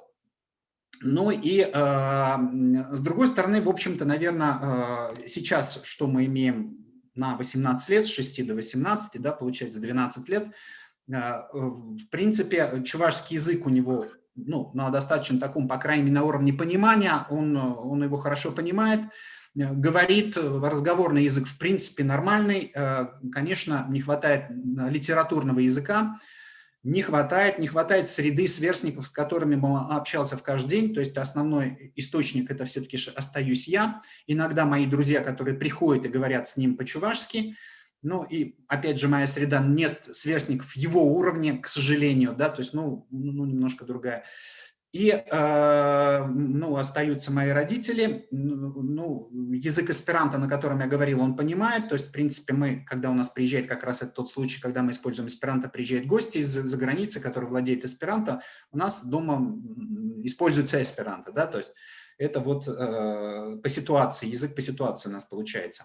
Вот, и, ну, с другой стороны, наверное, какие-то позитивные примеры, то, что в плане русского языка, несмотря на то, что не досталось ему русского языка в школе, он, в принципе, абсолютно не любитель, скажем так, языков, говорит, языки иностранные. Я сам очень говорю на нескольких языках и люблю языки. Он говорит, мне иностранные языки не нужны, мне хватает, вот чувашский я знаю, русский я знаю, английский постольку-поскольку, вот эсперанто мне все хватает. Да, учить новые языки он не хочет, хотя я как папа хотел бы, чтобы он знал больше языков. Вот. Но, тем не менее, как раз вот в плане русского языка он оказался одним из самых лучших учеников по русскому языку в своей параллели, достаточно престижной школе в городе Чебоксары. Вот, хотя не то, чтобы он очень хотел, не занимался там с репетиторами и так далее, да, то есть вот навыки языковые, конечно, все-таки передались, потому что, ну вот, такую языковую среду мне удалось ему, в общем-то, наверное, создать и создаю до сих пор. Вот, и, ну вот, наверное, все, да, остаются вот 5 минут, если у вас есть вопросы, там что-то было, я готов посмотреть и ответить на эти вопросы, если… Угу. Так. Тут… почему логопеды пугают? Они это не сами придумали, а кто-то навязал. Конечно, это навязанная, в общем-то, политика, языковая политика, когда, ну, мама мне, в принципе, рассказывала, когда она работала заведующей столовой, с работниками она говорила по-чувашски, приходили проверяющие и жутко ругали их. Не смейте при нас говорить по-чувашски, вы только не смеете, ну и так далее. То есть было страшно, как приходили проверяющие, все переходили на русский язык, несмотря на то, что это было не очень удобно. Мультики детям надо показывать на языке оригинал, на английском. Ну, да, наверное, это все. Альбин, на каком языке оригинал или на английском? Так, это, наверное, не совсем. Престиж языка надо поднимать. Спасибо якутским кинематографистам, которые начали поднимать престиж якутского языка. С этим я согласен. В Фейсбуке я работаю «Сохраним языки народов России». Всех приглашаю. В России… Ой, что-то у меня все как-то… Прошу прощения. Не очень удобный интерфейс, возможно, у меня. В России детей в школах учили на французском языке. Это остановил Константин Ушинский. Обучение на чужом языке вредно для ребенка. Ну, наверное, это не совсем Ушинский остановил, да, у меня немножко другая теория по этому поводу. Мне кажется, на это сильно повлияло нападение Наполеона в начале 1812 году и гражданская война, когда неожиданно русские осознали, что они все-таки русские, да, то есть и французский язык для них чужой, да, то есть вот национальное движение, наверное, началось тогда. Вот, как решается вопрос терминологии языка? Ну, если я не знаю, лично если я не знаю какое-то слово, я говорю, ты знаешь, Матвей, я не знаю, как это сказать точно по-чувашски, по-русски мы это знаем, но я бы сказал, наверное, так. То есть я стараюсь найти какой-то способ объяснить это слово. Если есть возможность создать этот, термин, который понимаем на чувашском языке, я создаю этот термин на чувашском языке, хотя, может быть, он не использовался. Или же я пользуюсь терминологией, чаще всего, когда речь идет о терминологии, очень много терминов, пришедших из иностранных языков, английский, французский, немецкий и так далее. То есть мы используем интернационализмы, которые, в принципе, понимаемы,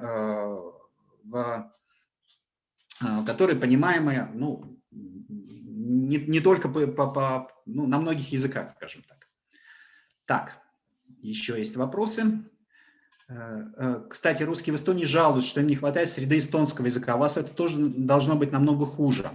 Даже трудно представить. Да, не хватает среды, хотя есть, конечно, театр, но далеко не все театральные постановки могут заинтересовать подростка, а тем более, может быть, не только подростка, и взрослого человека, поскольку уровень этих представлений, если только идти за языка, это одно дело, но если ты хочешь что-то получить более такое возвышенное на твоем уровне, далеко не всегда есть такая возможность, да, то есть давайте придумаем, я не успеваю тут зачитывать, быстро мелькают вопросы. Так, я сейчас попробую поднять. В советские годы до 8 класса велись предметы на якутском языке.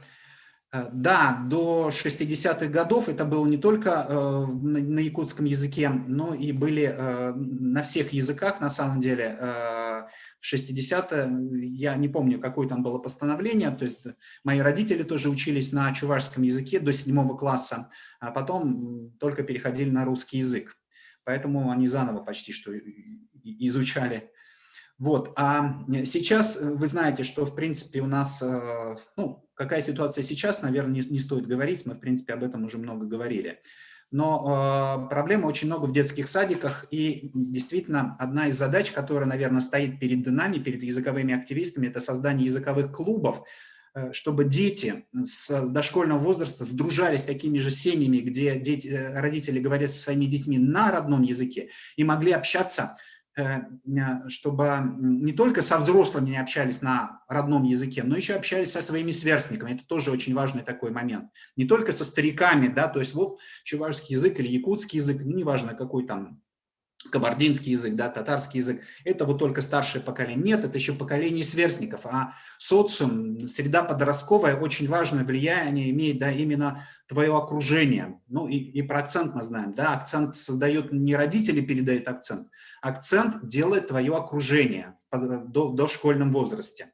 Вот этот социум очень важен, очень важен. Вот, и если мы будем создавать клубы, в идеале детские садики, где один воспитатель говорит на одном языке, на родном языке, другой говорит на русском языке, если будет еще английский язык или еще какой-то другой язык, это тоже все возможно. В принципе, все это возможно, и это несложно. То есть дети вполне легко могут переходить, да, то есть с одного языка на другой, на третий, как показывает опыт наших бабушек, который моя бабушка говорила прекрасно и по-татарски, говорила по-чувашски, и по-русски понимала, конечно. Ну и особенно Дагестан, да, один из примеров в современном мире, в Российской Федерации, это Дагестан. Вот. Якутия изучим 30-х годов.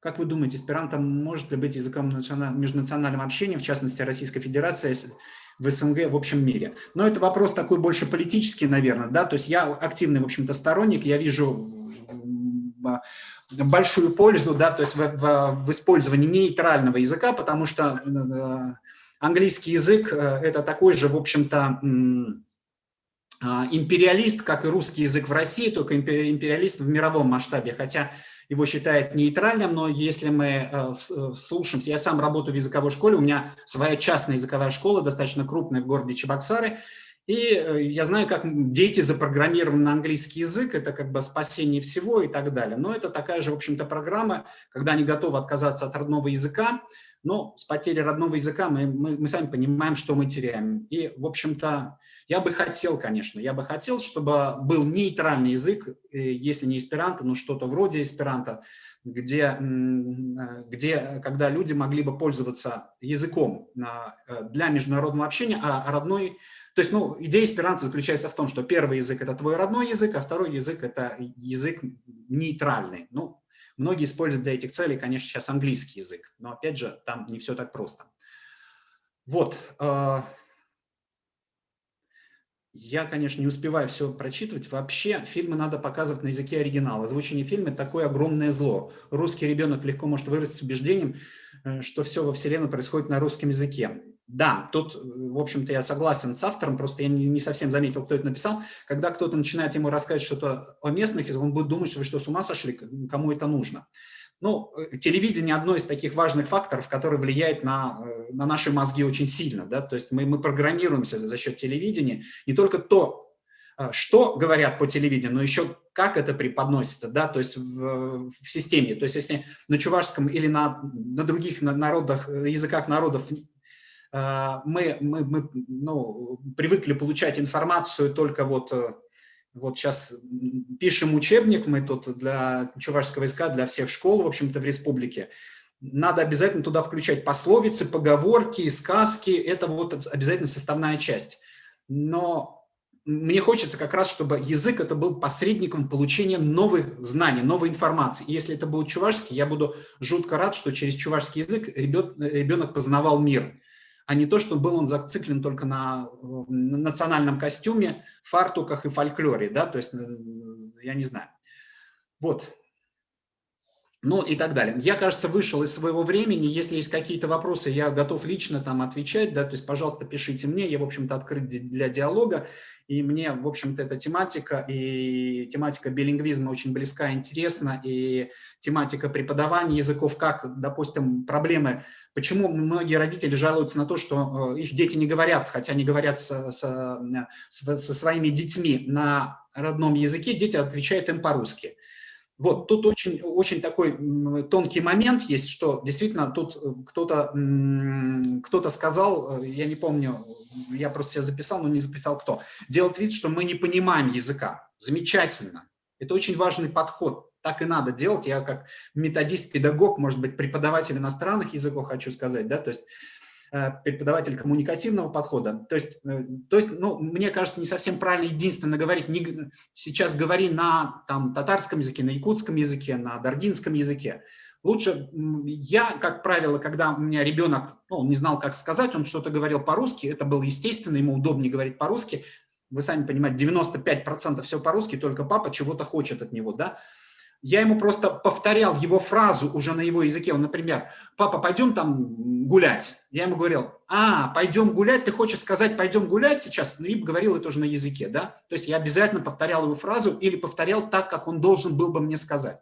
Тогда он повторял то, что он хотел, то, что я как бы хотел, и он уже произносил эти слова, а произнесенное это очень важно, да. То есть он произнес, он как бы закрепил, и он уже научился, немножко научился говорить так, как нужно говорить в данной ситуации. Вот это мой небольшой такой, ну, совет, может быть. И на этом я, наверное, завершу и передам слово другому спикеру. Так, сейчас я скажу, кто у нас следующий. Прошу прощения, что я так не очень быстро. Так, следующий у нас Зубадайт Гусейнова, Республика Дагестан, учитель даргинского языка. Неожиданно сказал про даргинский, тут действительно даргинского языка и литературы. Ведущий национального телевидения, призер всероссийских конкурсов, член Ассоциации учителей родного языка Республики Дагестан. Зубайдат. Зубайдат, да. Да, прошу прощения. Спасибо большое, что дали слово, представили. Всех поздравляю с прошедшими праздниками. И, конечно, поздравления я вам всем скажу на своем родном языке. Салам ахерти алмугуне. Дуния лечер ахла шайчер цундашты диаб. Зак умуликалав. Эркиндеш ва аудендеш диаб. Ванза риск или воцедеш лидицаб. Хешала юртли зердалай делкла агурби зайдикаб. Муртора разилия хилкули амру ардукаб. Арадеш ва шаддеш вешаб. Деркаб. Без слова деркаб даргенца никак. Деркаб значит пусть размножается все. Пусть все станет намного больше, чем положено. Поэтому и хорошего, и плохого все одинаково. Конечно, как мама, которая воспитала билингов, я тоже не могу не сказать пару слов. Почему? Потому что я тоже вышла за аварца, сама даргинка. Сказать, что я 100% знаю аварский язык, я не знаю, но я его хорошо понимаю, и я без переводчика могу понять, о чем они говорят, и что и как. И сыновья точно так же. Но в какой-то момент вот я заметила, что у меня старший сын, он более такой, приспособился к даргинскому языку. Когда отца не было дома, он старался всегда разговаривать на даргинском языке. И когда уже отец домой заходит, он автоматически переходил на русский язык. Аварский точно так же я могу сказать, что они не умеют разговаривать на аварском, но понимают тоже суть, о чем и как. И после смерти мужа я только тогда догадалась, что мой младший сын, он вообще не знает ни даргинского, ни аварского языка. Это было ему в каком возрасте? 10 лет было мальчику. Я с ним разговариваю на даргинском языке, а он мне говорит: мама, я не понимаю тебя. В данный момент ему уже 17-18 будет скоро, он уже сам тоже очень хорошо понимает даргинский язык и разговаривает, можно сказать, на этом языке. Но, конечно, как говорится, в Дагестане 40 языков, 120 диалектов, и мы, живя в столице, у нас не получается постоянно говорить на своем. И автоматически мы переходим все на русский язык. Устная речь, конечно, у них хорошо развита, выражают свои мысли на своем наречии, но письменность, конечно, у нас хромает. Почему? Потому что хоть и ко мне они приходили на мой даргинский язык, но они себя считали всегда аварцами. И это и помешало, может, даже для развития письменности. Но слушать на уроках они слушали, отвечали на вопросы как-то что-то. Даже я помню момент, когда этот младший сын ко мне приходил на уроки, я ему ставлю, я говорю: Гусейнов Магомед Загир, тебе сегодня 4. И он мне говорит: я на твой нехороший даргинский пришел, а ты мне даже как мама не смогла поставить 5, говорит он мне. Поэтому дети всегда смотрят на родителей, всегда смотрят как на родителей. Может, даже и это тоже повлияло. Хотя он меня называл всегда Зубайдат Магомед Загировна, но на уроке в тот день ему стало обидно. Он приводил весь класс даргинцев ко мне и приходил сам во главе. Ну как это мамин урок, чтобы ребенок не посетил, там такого, чтобы не было. Он всегда как активист приходил на урок. А тут, получается, его Зубайдат Магомед Загировна обидела, поставила 4. Он взял, захлопнул дверь, он не посмотрел, что я мама, что я учительница, и аккуратно вывел свой класс и ушел с урока. Вот в этот момент я так растерялась, я уже не знаю, что сказать. Почему? Потому что там дети сидят и все ждут моего внимания, что как я отреагирую. Они-то знают, что это мой сын. Я говорю, вы знаете, говорю, это, говорю, аварец, говорю, он чисто случайно к нам попал, говорю. Они говорят, это же ваш сын. Я говорю, нет, это не мой сын, говорю, это ученик мой, говорю. И он, говорю, сегодня понял, что он не даргинец и ушел. Ну, конечно, в какой-то момент для нас стало, вот логопедов сегодня мы коснулись, у меня тоже мальчик начал заикаться. Вот этот старший сын, который знал чисто даргинский язык и понимал аварский и разговаривал на русском языке, он уже, когда переходил автоматически на язык отца, он уже начал, первый слог уже заикание пошло. А за ним автоматически начал уже повторять маленький. И вот в этот момент я водила как раз в реабилитационный центр мальчиков, занималась с ними постоянно, все. Получается, мне тоже логопед сказала, вы, говорит, вот хотите, говорит, из маленьких детей сделать вундеркиндов. И вундеркиндов тоже не сделали. И сказать 100% билингов тоже не смогли. Но когда мы уже меньше начали дома использовать даргинскую речь, и вот это с помощью логопеда у нас получилось, мы уже хотя бы перестали заикаться.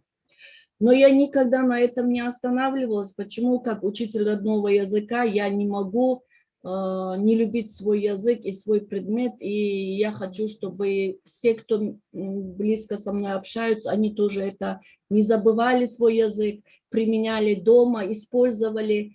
Были положительные моменты тоже. Вот я ездила с семьей в Башкортостан. Вот я когда увидела, что у них все улицы, названия улиц написаны на башкирском языке, для меня это не было предела удивления. Мы, живя в Дагестане, у нас даже этого нет, мы не используем этого всего. А как они свой язык любят, вот сегодня Фатима тоже продемонстрировала вот это. Ленин Арами написано, улица Ленина. Мои дети начали эти все улицы зачитывать. Это на самом деле тоже дает детям какой-то шаг, какой-то вот момент любить свой язык. Опять-таки, вот магазин мужской одежды, Эдгем Тукем, по-моему, было написано, я уже сколько лет, в 2011 году ездила.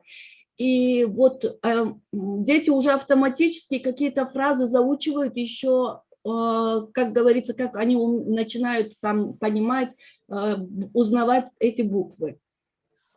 Конечно, в Дагестане языковая среда очень слабая. Вот даже в селениях на данный момент уже люди переходят автоматически на русский язык.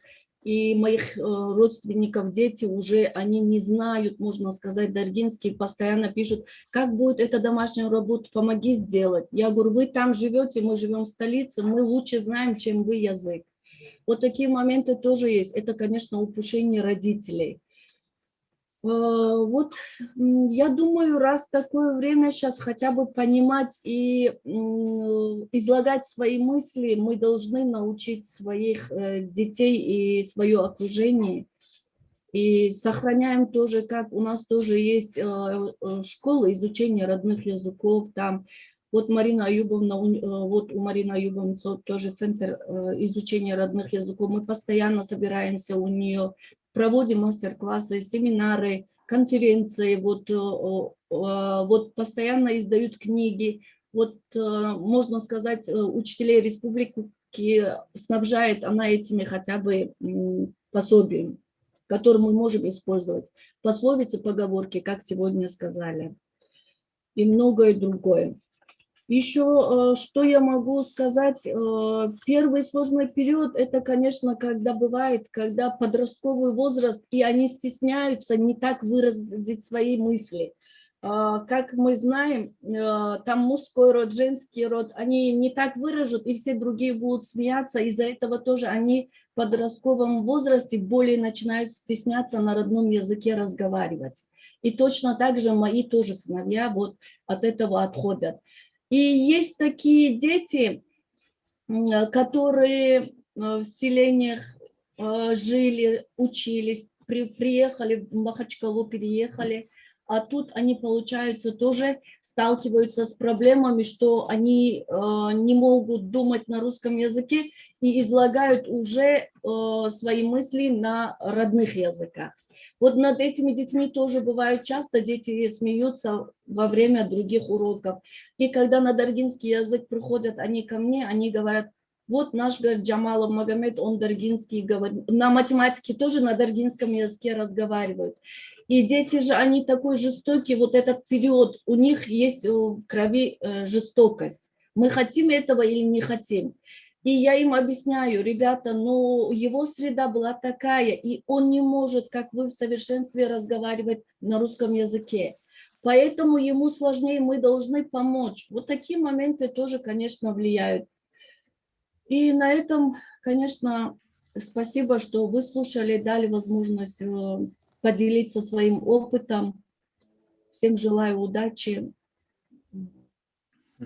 Вот на этом это закончилось. Да, спасибо огромное. Спасибо. Тут немножко нас атакуют вандалы, пока мы здесь общались, да, поэтому сейчас я посмотрю в плане вопросов.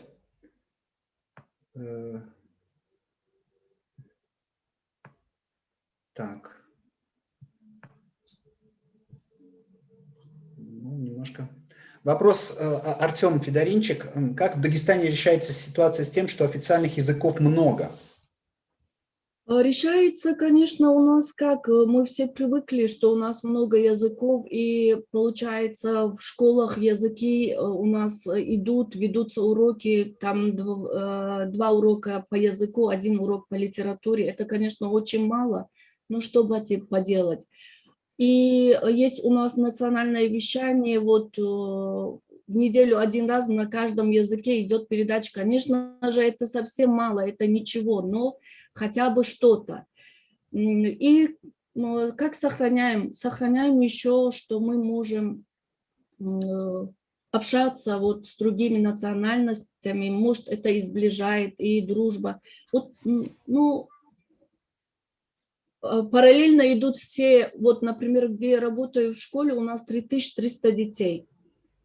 Когда идут родные языки, получается одновременно 14 классов идут на свой родной язык. У нас 10 учителей аварского одновременно. Все говорят, ой, это родные языки. Конечно, для них это сложно, они не принимают родной язык как предмет. Они говорят, математика престижна, русский, английский престижно, а родной язык никому не нужен. Но, конечно, педагоги, учителя, мы не даем, мы везде участвуем, сами тоже работу показываем, чтобы мы могли открыто им говорить, что мы тоже такие же, как вы, точно так же закончили университет и пришли. Это все зависит, конечно, от нас самих, как мы сохраним и как мы развиваем свой язык. В детских садах у нас нет вообще родного языка. Пока. Раньше, говорят, было это все, но в данный момент нет. Да, спасибо. Тут есть еще комментарий от Марины Гасановой. В Дагестане дублировать название на родном языке будет проблематично. Вот. А преподавание на дагестанских языках существует в школах, в детских садах, это как раз вы ответили, да? То есть, в принципе, вы сразу отвечали. Да. Хорошо, спасибо. Да, действительно, мне кажется, Дагестан для меня это вообще как-то совершенно другая ситуация, да, то есть у нас есть поволжская ситуация примерно одинаковая, да, то есть примерно есть ситуация народов Севера и Дальнего Востока, Сибири и Дальнего Востока, да, то есть немножко другая. И есть Дагестан. По-моему, это вообще абсолютно другая ситуация, по которой я просто даже не знаю, как там можно, в общем-то, урегулировать. Насколько я знаю, там вообще все перемешано у вас, и действительно язык международного общения, он просто необходим. То есть... И самое интересное, мы, учителя родных языков, преподаватели, доценты, профессора, все, мы как одна целая семья, мы очень сильно дружные. За счет родного языка настолько мы сплоченные, вот огромная языковая семья. Мы даже, можно сказать, даже с родственниками так не общаемся, как с нашей этой семьей. Ну да, понятно. Вот такие моменты. Еще один комментарий. На самом деле русский язык сохраняет не русский, который учит русский литературный язык, а сами русские вообще не используют глагол. Например, для этого у них есть матерщина. Да? Но это такой комментарий, в общем-то. И есть люди, которые выучили даргинский язык во взрослом возрасте. Конечно же. Да, у нас есть такое, вот, например, девушка выходит замуж за аварца, и она и должна уже, хочет не хочет, автоматически переходить на язык мужа. Очень много у нас таких браков, где жены разговаривают на языке мужа, где мужья разговаривают на языке жены, хотя это у нас очень редко, но тоже бывает такое. Есть. Хорошо. Спасибо огромное, Зубайдар. Действительно, очень было интересно. Успехов вам. И пусть больше детей будут говорить на ваших родных языках, на аварском, на даргинском, ну и на многих других языках Дагестана, которых действительно очень много. И чтобы родная речь звучала как можно чаще. И вы учили тоже языки соседей, да? То есть это тоже, мне кажется, важно. Да. Понимать, поскольку вы рядом живете. Спасибо. Так, спасибо еще раз. Итак, я передаю следующему спикеру. Следующий спикер у нас Белла Шахмирза, Италия. Ногайская активистка, автор проекта «Лицом к лицу» по знакомству с культурами народов России в Москве, основатель детской летней школы Балапанлар, прошу прощения, я, наверное, не совсем точно произнес, в Карачаево-Черкесской республике. Белла расскажет об опыте итальянско-ногайского двуязычного воспитания в своей семье.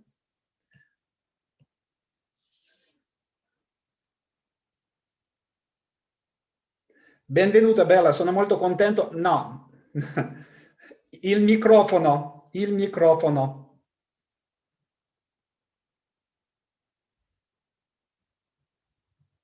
Нет звука, Белла.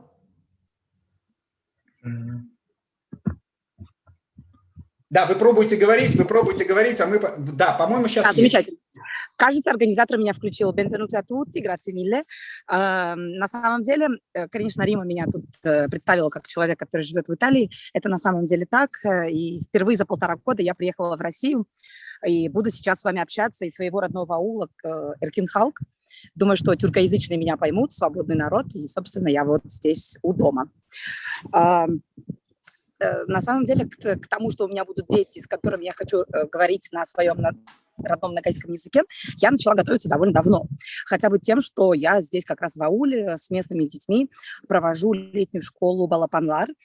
Собственно, Балапанлар это переводится как птенчики, как такие, знаете, как puppies, да, с английского, с ногайского это переводится как птенчики, потому что, ну, как одна из легенд ногайского народа в том, что была некая крылатая волчица, которая нас вскормила. И наш логотип – это как раз крылатая волчица с волчонком. То есть мы как вот продолжатели, как дети этой небесной волчицы. И на самом деле мы эту летнюю школу как раз затеяли для того, чтобы дети были привязаны к своей родной культуре.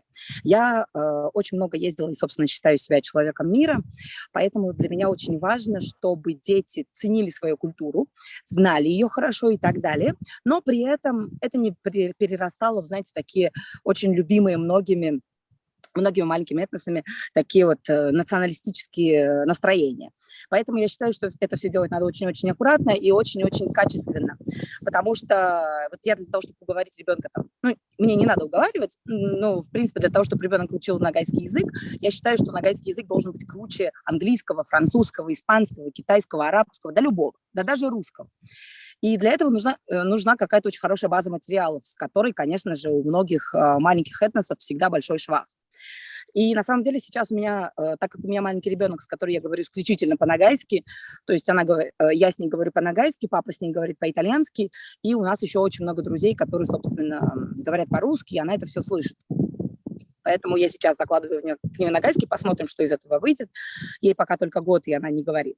Но я как раз сейчас даже для нее, даже для своей летней школы работаю над созданием материалов, над созданием качественных учебников, интересных книжек по актуальным темам. Например, я могу достать ногайские книжки, ногайские сказки, но, знаете, в общем-то, не очень интересно в 2021 году читать истории, там, которые были в советское время переложены, про то, как Баи не хотел выдавать за бедняка свою дочку. Ну, вот такие вот вещи, да. Например, мне бы хотелось книги про... Ну, опять-таки, у каждого сейчас будут там свои мнения, но мне бы хотелось книжки на ногайском про экологию. Мне бы хотелось книжки на ногайском про буллинг. То есть какие-то актуальные темы. И, собственно, сейчас я думаю о том, как бы можно было такое сделать. И один из как раз... Алло, меня слышно, да, я надеюсь? Да, все прекрасно. И сейчас как раз один из вариантов я просто делала своему как раз мужу на день рождения подарок, и там книга, в которой ты выбираешь персонажей и выбираешь им имена, и потом книгу делают тебе под заказ. И я, в общем-то, решила, что почему бы не сделать, скажем так, такой макет книги, такой красивый, яркий макет по разным актуальным темам, с таким русским текстом, который каждый этнос мог бы переводить на свой язык. То есть супер, вы прям мы бы, в точку. Да, мы бы, например, все вместе скинулись на макет, на иллюстратор, на все остальное, мы бы там договорились с каким-то издательством, и потом каждый просто вписывает свой текст в те страницы, которые уже есть, и мы таким образом получаем более или менее унифицированный, красивый, качественный материал, который мог бы разойтись на разных языках и так далее. Ну, это, скажем так, один из вариантов. Сейчас я приехала сюда, и за мной просто буквально такой тенью ходят местные ребята, которые хотят снять полнометражный фильм как раз про родной язык. Он называется «Анатолия», этот проект. То есть «Анатолия» — родной язык, в общем. И сейчас мы тоже работаем над тем, чтобы создать какой-то качественный фильм этнический, который был бы интересен другим, и в котором вот эта вот проблема потери родного языка, она была бы актуальна. И, собственно, знаете, да, я, конечно, сейчас могу тут сидеть, разговаривать, обсуждать о том, как плохо, что мы теряем язык. Это, в общем-то, знаете, такая уже заезженная тема. Мне бы сейчас хотелось поговорить о том, как его сохранять в мире, где, в общем-то, его негде использовать. То есть, по сути, мне повезло с ногайским языком в том, что это тюркский язык, и, в общем, можно во многих странах, во многих языках его применять. Но, опять-таки, это довольно сложно мотивировать этих детей. И еще, мне кажется, надо бы подумать над таким эсперанто тех же самых тюркских языков. Я не знаю, как это назвать. Да, есть такой, кстати, проект, общетюркский язык, Ортатюрк называется. Да, я посмотрю, потому что мне было бы, например, мой ребенок растет в Милане, у него там ногайцев нет. Ногайцы, я приехала сюда, знаете, я думаю, сейчас мой ребенок будет в ауле, в ногайском ауле говорить по-ногайски. Нет, тут даже дети не говорят по-ногайски. И, собственно, получается, что я говорю со своим ребенком по-ногайски, мои родители с ней говорят по-ногайски, а больше некому. А за счет 3 человек, окей, это можно, но за счет 3 взрослых, мне кажется, довольно сложно сохранить язык. Хор ногайских лягушек в пруду подключается. Я попробую отойти от них подальше, но они тоже согласны, что язык учить надо, как слышите. Да, все хорошо, говорите, Белла. Да, и поэтому я бы сейчас как раз хотела собрать некое количество книг на тюркских языках, и, может быть, даже там для летней школы, да, чтобы у нас, например, есть книжки на карачаевском языке, у нас есть книжки на татарском языке. Дети, это, собственно, книги для летней школы, где все дети могут этим пользоваться.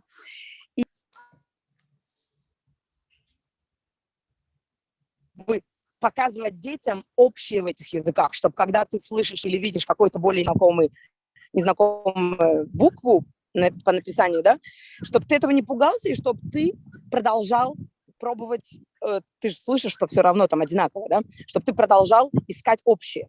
И, собственно, это даже скорее не про какой-то конкретный язык, а про то, как настроить свое ухо на то, чтобы слышать общее в разных, ну, в похожих языках, но которые так или иначе друг от друга отличаются. Собственно, это задача, над которой я сейчас работаю, и на самом деле, то есть я тут не могу никому ничего посоветовать, я буду рада совету, наоборот. Вот, поэтому если у вас есть некоторое количество контактов, идей и так далее, добавляйте ко мне друзья, давайте будем это обсуждать. Где вас найти? Вы обязательно оставьте потом свои контакты, напишите, чтобы потом можно было сказать. Да, я буду рада, в общем, сотрудничеству, я буду рада каким-то классным идеям, которые могли бы помочь нам сохранить наши языки. Я, наверное, все. Хорошо. Было очень много информации. На самом деле, вот эта идея с книгой, мне она тоже, в общем-то, очень интересна, поэтому мне лично даже с вами хотелось на эту тему переговорить более плотно, потому что мне тоже хочется какой-то такой вот болванку проект, который можно использовать разными народами, потому что мы, в общем-то, общее дело делаем. Иногда мы делаем одно и то же, прилагаем очень много усилий и так далее, и так далее. Я вот так как-то даже, мы тут делали, первый мой проект был 12 лет назад, это иллюстрированный словарь, и, в принципе, я готов поделиться, там какие-то вещи можно поубирать, но общая расквартировка, там общая половина иллюстрации, она подходит для всех народов и так далее. Я готов поделиться какими-то такими вещами. Итак, теперь вопросы, которые, в общем-то, сейчас последовали. Сейчас я постараюсь... Прошу прощения, у меня тут, я не такой мастер, оказывается, тут сразу находить последние вопросы. Так, сейчас, секундочку. Вы из Карачево-Черкесии, изучаете ли ногайский язык дети в вашем науле? Мы услышали, что нет, да. Какой официальный статус ногайского языка в Карачево-Черкесии? Смотрите, в Карачаево-Черкесии, ну, опять-таки, у многих регионов свои разные особенности. Я буквально про это сегодня говорила с другой девушкой, которая, по идее, должна нас сегодня слушать на конференции. В Карачаево-Черкесии, если я не ошибаюсь, 5 официальных языков, ногайский в том числе. Язык, по идее, изучается в школе, я его изучала 10 лет. Я писала на нем изложения, сочинения, изучала грамматику и так далее. Из того, что я знаю, как раз сегодня буквально тоже узнала про это, сейчас вроде как оставили только литературу. Я не знаю, по какой причине, но, по идее, язык изучается. Но, в общем-то, знаете, тут очень много оговорок. То есть, потому что качественных учебников нет качественных преподавателей, и язык не модный. Детям неинтересно его изучать. Соответственно, еще и родители, знаете, тут тоже подливают масло в огонь, потому что они не говорят с детьми по-ногайски. Они там читают книжки на русском, смотрят мультики, какие-нибудь мультики на русском, ну и, в общем, зачем ногайский?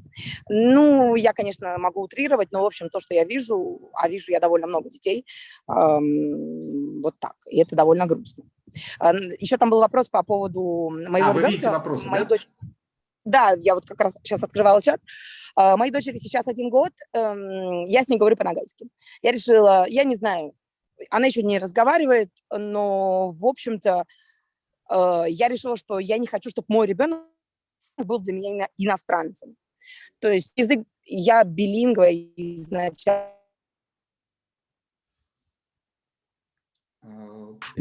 И считаю, что билингвизм – это нереально круто. Поэтому даже если мой ребенок в какой-то момент начнет говорить только по-итальянски, я сделаю все возможное, чтобы ногайский был. Не знаю, что будет, честно говоря. Это такой большой эксперимент. И, в общем, пожелайте мне удачи. Да, конечно. Нет, эксперимент, вы знаете, это не то, что вы первые идете в этом пути, то есть проблема билингвизма изучается очень давно, и по большому счету более половины населения Земли, они билингвы. Просто мы не всегда осознаем этот момент и, наверное, не всегда правильно распределяем между родным и, ну, скажем, государственным языком или доминирующим языком. Поэтому пожелать удачи вам обязательно, мы желаем удачи, но не думайте, что вы как-то одиноки, и у вас какой-то... Обычно в той среде, где вы находитесь, да, действительно непривычно. Нет, я так не думаю. Итальянский, это вообще просто удивительно. Но это должно быть, это нормально. Вот. Да. Еще тут задали вопрос как раз по моей летней школе. Да, если хотите, можете их зачитать. Да, я просто, извините, если мультики на ногайском... Вы хотите зачитать вопрос или мне уже на него ответить? Вы можете отвечать. Угу. Да, у нас есть команда ребят, собственно, те, которые сейчас хотят снимать фильм. Они перевели, там, не знаю, 5-6 мультиков, пару фильмов на нагайский. Но этого недостаточно. То есть у нас есть «Панда кунг-фу» на нагайском, у нас есть, как он называется, «Вылетело из головы». То есть это последние мультики, которые переводили. Они классные, они задорные. Я видела, то есть мы как раз в моей летней школе устраивали показ, но я понимаю, что даже те дети, которые владеют языком, для них было сложно, потому что язык уходит прям с катастрофической скоростью. Вот. Что касается моей летней школы. Дело в том, что это благотворительный проект, я его делаю здесь с местными детьми. И у меня нет привязки конкретно к нагайскому языку. Ну, в смысле, я делаю привязку к месту больше. То есть я не работаю там только с нагайскими детьми, я работаю с теми детьми, которые здесь живут. Мне неинтересно там. Ну, то есть, опять-таки, да, вот эти такие маленькие националистические темы, я их не люблю. И я делаю проект, в котором дети исследуют свою собственную культуру, да, то есть дети исследуют, мы там ставили спектакль на нагайском, мы привозим отличных спикеров, которые рассказывают про нагайскую культуру, но не только.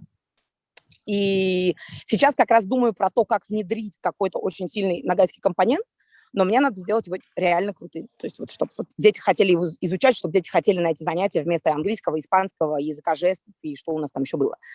Про нашу летнюю школу тоже могу скинуть ссылку, мы сейчас ее готовим там, мы сейчас в этом году мы готовимся сейчас ее провести в 3 регионах, и это будет, в общем, большой-большой квест. Так, у меня тут подходят лошадки. Вопрос еще. Русский язык, получается, язык-посредник, правильно? В лагере. Да, однозначно. Понятно. Вы, Белла, прошу прощения, часто так говорите про то, что чтобы не было какого-то националистического. Что вы под этим подразумеваете? Потому что мы, по-моему, никакого уклона там, чтобы как-то вот один народ лучше другого или что-то такого, по-моему, здесь еще ни разу не звучало. Почему? Нет. Это не про конференцию. Дело в том, что я как раз 4 года вела проект по народам России, когда, собственно, мы познакомились там с несколькими людьми из конференции. И дело в том, что я не хочу там, да, условно не говорить ни про кого, потому что это есть у всех. Дело в том, что когда люди остаются между собой, то есть чисто между собой, начинается вот эта вот тема, вот мы там вот такие вот нереально крутые. Это все так, но теряется некая связь с реальностью. То есть мы такие крутые, но, блин, если все такие крутые, давайте или что-то делать, или почему ничего не осталось, да, от этой крутости. И когда, делаются такие, условно, мы живем, да, в таком многоэтническом регионе. То есть в моем конкретном районе живут там очень много национальностей. Если я буду там делать чисто нагайскую тему, не с каким-то нагайским компонентом сильным, да, но чисто нагайскую тему, я как-то немного обижаю и ущемляю тех, кто условно не владеет этой темой. А мне интереснее привлечь людей к культуре, и потом уже через культуру, через какие-то классные, интересные действия заинтересовывать их языком. Примерно так. Понятно. Ну да, естественно, наверное, Дагестан все-таки же имеет свои особенности, и Дагестан, и вообще нагайцы, я так понимаю, тоже это часть Дагестана, да, если я правильно понимаю? Да, в том числе, да. Вот. И здесь, конечно, наверное, у вас есть своя специфика, но по большому счету, наверное, мы не можем быть чересчур вненациональной. И культура – это не единственное, что, понимаете, как бы есть греческая культура, да, которую мы очень хорошо знаем, но нет греческого, то есть есть новый греческий язык, нет того греческого языка и нет того народа, уже другой народ. Вот, то есть, потеряв язык, мы все-таки теряем и культуру, да. Потому что именно через язык мы можем проявить эту культуру, через язык мы можем понять лучше эту культуру. Ну, я немножко как бы поступил в небольшую дискуссию, конечно, с вами, но не из самых добрых побуждений, скажем так. Да, конечно. Нет, дело в том, что для меня мой язык – это очень большая редкость, я его очень люблю, я на нем говорю, мне на нем приятно надумать. То есть я понимаю, насколько он на меня оказывает большое влияние, но мне хочется, чтобы это было как-то очень гармонично, когда мы сейчас там говорим про то, что, конкретно здесь я говорю даже не про конференцию, а вот про то, что у нас здесь конкретно происходит, чтобы это происходило без каких-то вот этих вот упреков. Вот, мой ребенок не говорит по-нагайски, потому что он не хочет. В это надо вкладываться, это очень большой труд, это очень много знаний. Просто так эти языки с неба не падают.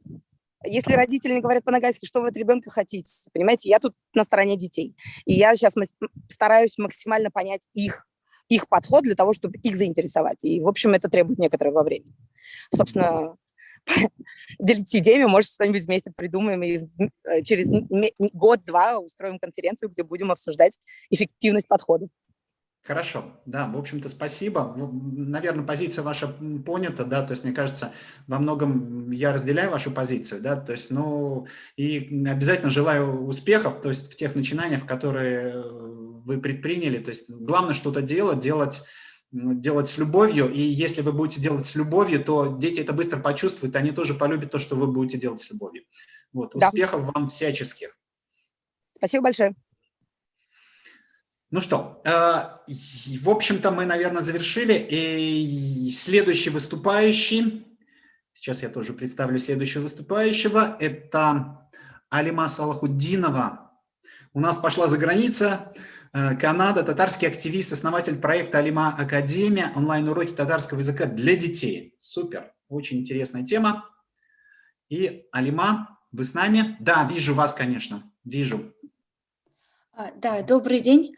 После вот вашего выступления и у меня началось такое смущенное состояние, хочется просто уже обмениваться мыслями и идеями, и после Беллы особенно, то есть вот просто в ответ про националистические вещи, она как бы абсолютно... У меня сейчас 3-летний опыт работы с детьми в этом направлении, она абсолютно правильно мыслит, то есть это уход в культуру, но она пытается подцепить эмоциональный интеллект ребенка, оставить пусть, возможно, малую часть любви в сердце к этому языку, пусть он даже не заговорит, но там лет 18 он скажет, а вот была такая Белла, которая делала такие классные штуки и выучит этот язык. То есть абсолютно правильно, и меня прям как бы вдохновило это все. По поводу книг сразу тоже скажу, пожалуйста, потому что мы уже в школе начали, собрали коллектив, я нашла дизайнера, и я думаю, это вообще очень классно будет, если мы сделаем что-то совместно, это будет намного легче.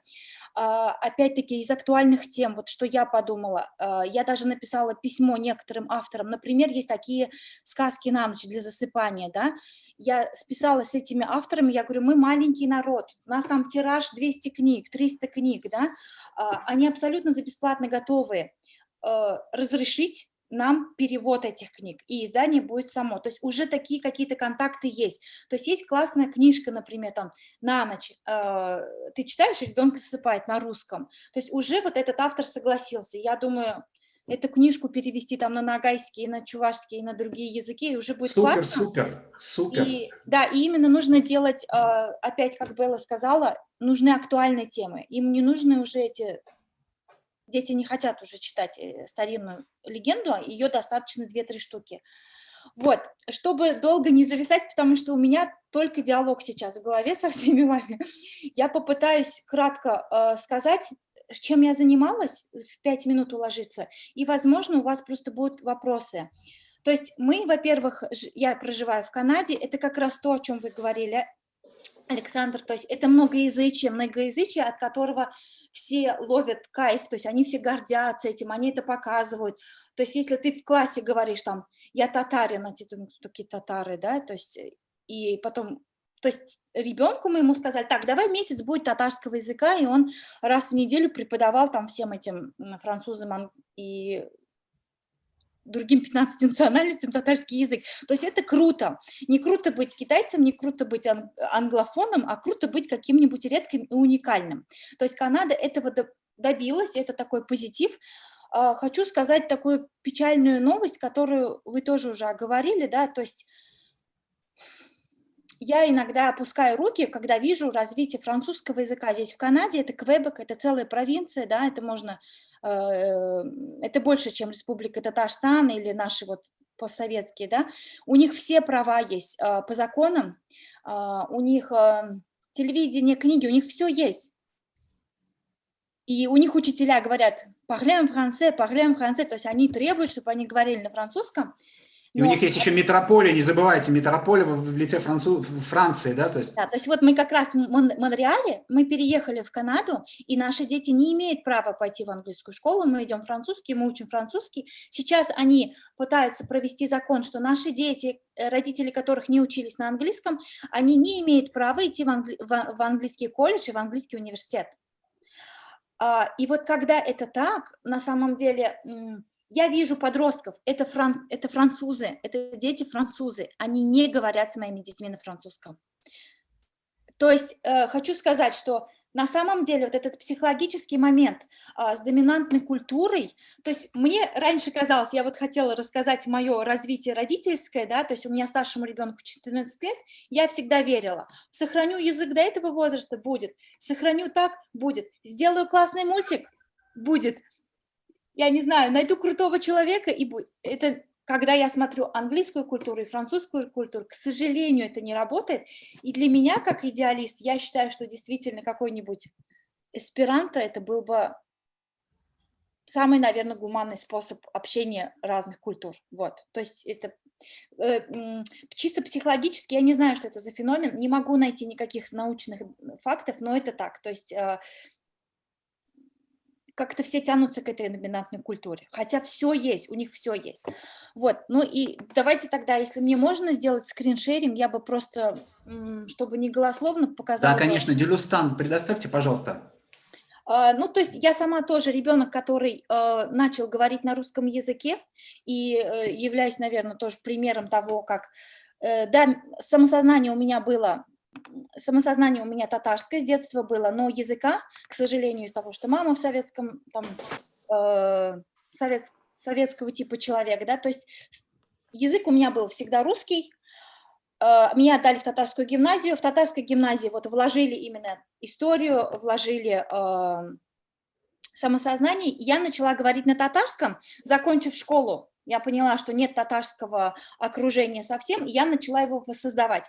Многие, наверное, знают, кто не знает, для всех народов супер хороший опыт работы национального лагеря Салет в Татарстане, и такие же лагеря, я знаю, есть в Корее, в Японии есть малый район, народ, который пытается собрать одаренных детей, они общаются каждое лето, и перспектива на то, что дети потом поженятся, и у них будут там, например, корейские семьи там, и татарские. Что случилось как бы и со мной, моя семья там сложилась. Что хочу сказать, не зная татарского языка, в принципе, мои дети заговорили на татарском, и второе поколение, как бы, да, они абсолютно татароязычные, fluent, как говорится. Вот, уже, как бы, получается, со вторым ребенком я осознаю, что в Татарстане нет детских центров, и ты только на русском можешь это сделать. В 2011 году с моей подругой мы перевели Екатерина Железнова, у нее есть логарифмические песни. Опять-таки, если есть желающие записать такие песни на национальных языках, все было абсолютно приемлемо, буквально за бесплатно, мы просто, я имею в виду авторские права. То есть не нужно выдумывать что-то новое, вот есть, берите, переводите, я так думаю. В плюс мы дописали там татарский фольклор, песни, уроки мы разработали. Тут, конечно, может быть, даже здесь видно, что у нас попался очень хороший инвестор, и у нас очень все качественно. В Татарстане работает очень классный детский центр, сейчас их 2, и у них все уроки лет до 7 на татарском, у них получается. Как он называется? Сабыйлар, да. То есть вот детский центр Сабыйлар, я тогда в группу скину, видео они записывали, и вообще за сотрудничество Сабыйлар будут всегда как бы рады. Но я переезжаю в Словакию как бы... Ближе к Европе, к Татарстану. То есть наша семья переехала, и тут я могу сказать про своих детей, если они до 3 лет говорили только на татарском, я всегда игнорировала доминантную культуру, у них нет проблем с русским языком. Мы переезжаем в Словакию, я игнорирую словацкий, но сохраняем технику чтения с 5 лет, у нас те языки, которые мы сохраняем, например, в Словакии это был татарский и русский, а потом я русский убрала и поставила английский, да. Вот эти языки, которые на уровне сохранения, я всегда оставляю 20-минутное чтение ежедневное, то есть просто дети должны читать. Здесь мы сохраняем в Канаде, у них 5 языков, это татарский, русский, английский, французский и словацкий. Это 5 языков прям общения интенсивного. Это не так, что мы там, давай сейчас там на французском поговорим. Нет. Я сохраняю словацкий и татарский, опять-таки. Русский даже здесь, в Канаде, доминантная культура. Вот, в Словакии. И я начинаю понимать вот такое ощущение, что если я буду делать много общественной деятельности, будет все классно. Вроде как мы тратили на это время, переезжаем в Канаду. В Канаде мы руководим, ну, мой муж президент Монреальского татарского общества. Мы пытались сделать то, что по спросу. Например, мы проводили татарский хоккей, мы собирали татарских парней. Это круто, да? Там приезжали к нам из Акбарса. Мы проводили театр, мы вон там Ниагару поджигали, может быть, кто-то слышал, да? То есть мы пытались сделать что-то креативное, но дети все равно в один момент, мне сын сказал: мам, ну а зачем мне это все вообще? Вот. Я прихожу к татарам, а они все на русском говорят. Я иду туда, они все там на таком-то говорят. То есть это тот момент, когда ты не можешь найти ровесников для своих детей. И я задалась этим вопросом. Да? В 2017 году я в Монреале смогла, во-первых, год я преподавала малышам, и мы поставили театр. Ну, как вот вы видите, здесь 5 детей, да, но 7 детей обучалось целый год там в языковой школе. Результат такой, что они, да, они знакомы с лексикой, они там очень сильно любят алимапу, да, у них какие-то положительные эмоции, но по факту моя дочь заговорила на русском. И я подумала, что это, ну, не вариант. И мы провели как бы при помощи, в принципе, конечно, тут правительство это было, но мы провели лагерь, мы собрали 35 детей иностранцев из разных стран и провели Солет Монреаль. Вот там я увидела, то есть там даже интервью есть, мои дети, они прям загорелись, у них вот это внутреннее чувство, что я там такой-то национальности, принадлежности. То есть после этого 2 месяца я не напоминала, что мы говорим на татарском. И я поняла, что это то, что мне нужно делать. После этого я сформировала, ну, само по себе, это 3 года назад, до карантина, все на меня как бы, меня не понимали, а сейчас это все работает. Это начала с 3 онлайн-классов для языка, то есть нашла просто репетиторов, каким-то своим друзьям сказала, учитывая, что это моя, как бы, можно сказать, мое общество, да. Сейчас у нас вот в этом учебном году у нас 84 ученика, у нас 12 учителей и у нас 26 классов. Классы у нас профильные, то есть так, основные принципы для нас что? То есть вот каждый раз, когда человек записывается, это не академический язык, вот даже когда из Дагестана женщина говорила, да, ну, это уже не оговаривается, что этого не хватает. Но тут как раз мы работаем на эмоциональный интеллект. Я так выбираю учителей, чтобы это были эмпаты сильные. То есть для меня намного важнее прекратить урок ребенку, сказать: ладно, хорошо, не оплачивайте, но только чтобы он не через негатив заходил. Потому что, ну, тогда куда мы уйдем? Вот, то есть это основные направления, это чтобы у них были дружбы. Вот если он просто в субботу говорит: ой, я пойду с татарами, сейчас у меня урок, и ему от этого классно. Поэтому мы проводим какие-то там квесты, какие-то игры онлайн, да, но и по направлениям, то есть мы делаем им такой спрос, интеллектуальную карту, строим каждого ребенка, выявляем его интересы. То есть если это ребенок играет в Roblox, а другой вышивает, мы их разделяем. Мы их подбираем по возрасту, по интересам и по ментальности. Например, американские татары с немецкими татарами плохо учатся. То есть вот прям, честно говоря, иногда я сама с собой как бы... Финский татар тоже такие пунктуальные. Я сама собой иногда очень сильно устаю, потому что выбираю вот прям каждого ребенка. Иногда в классе 3 ребенка, 2 ребенка, но там есть результат. То есть хочу сказать, можно сильно заморочиться и добиться результата, чего я как бы в принципе сделала. Что может быть вот вам полезно? Что у нас сейчас есть? Например, у нас есть мантык, это по-татарски, это логика. У меня преподают шикарные преподаватели. То есть ищите людей, таких же чуть-чуть сумасшедших, как вы. Например, Камиль в Казанском университете, он готовит ребят на мировые олимпиады по математике и логике, и его команды выигрывают. То есть он очень крутой, у него очень крутое резюме. И Камиль чуть-чуть больной на голову татарским языком. Я говорю: Камиль, давай нашим татарским детям. То есть вот я ищу таких энтузиастов, и они преподают. И теперь, внимание, дети, которые в Америке, там, подросток, он не хочет говорить на татарском, но хочет быть программистом. Я говорю, Амир, вот ты знаешь, даю ему резюме, и у нас этот мальчик, который вообще не хотел уже ничего по-татарски делать, 2 года сидит, учится на татарском эту логику. Во-первых, это тексты, это анализ, это умение высказать свое мнение, доказать свою задачу. То есть вот это работает. Что у меня еще сильно работает? У меня есть встречи, как Белла говорила, да, то есть ты ищешь каких-то классных людей. Например, я нахожу какого-нибудь хирурга, который закончил Ель, и собираю такую преказанско-российскую, такую татарскую молодежь. Им же круто это услышать, да, вот в Еле учился, в Гарварде учится, да. Вот я их знакомлю, то есть я устраиваю такие встречи с классными, образованными татарскими людьми, и всегда мы эту встречу заканчиваем, а как вы дома разговариваете, а зачем вам татарский и так далее. То есть на самом деле мотивационно заходит, это помогает. И еще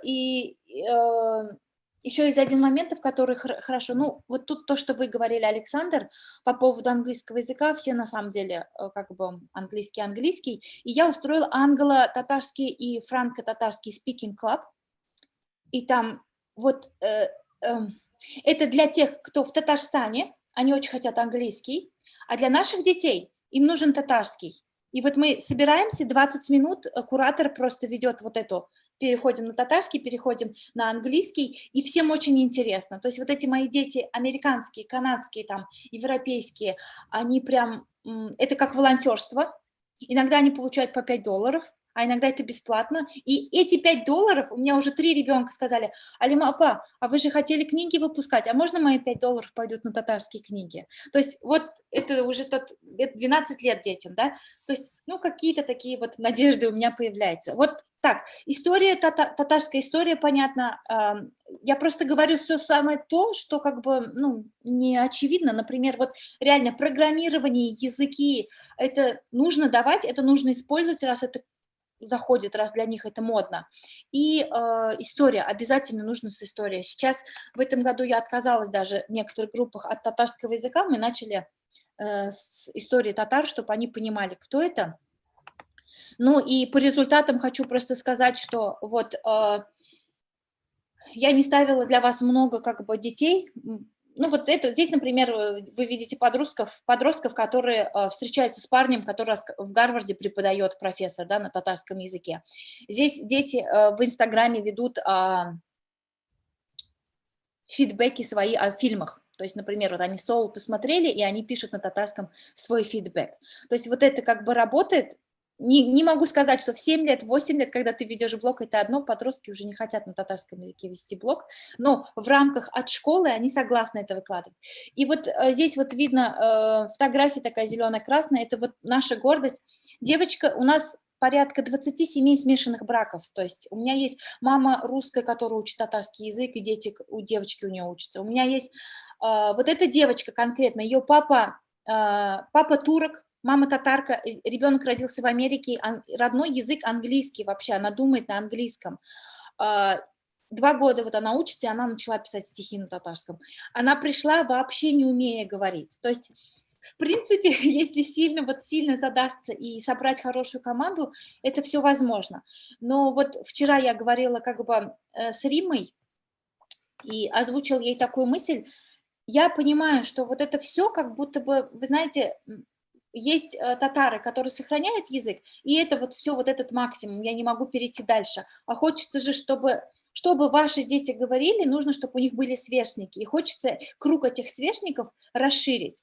Дальнейшие планы – это лагерь, вот летний лагерь, где мы будем делить, вот я почему у Беллы спрашивала, те дети, которые говорят на татарском языке, я их буду держать отдельно.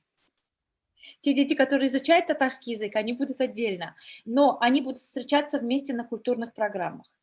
Вот, это такое мое видение. И для тех, кто не говорит и не понимает, например, мама записала его на татарский, а он не понимает, зачем ему это надо, вот там мы работаем с методом project-based learning, я думаю, что многие как бы и в школах это делают.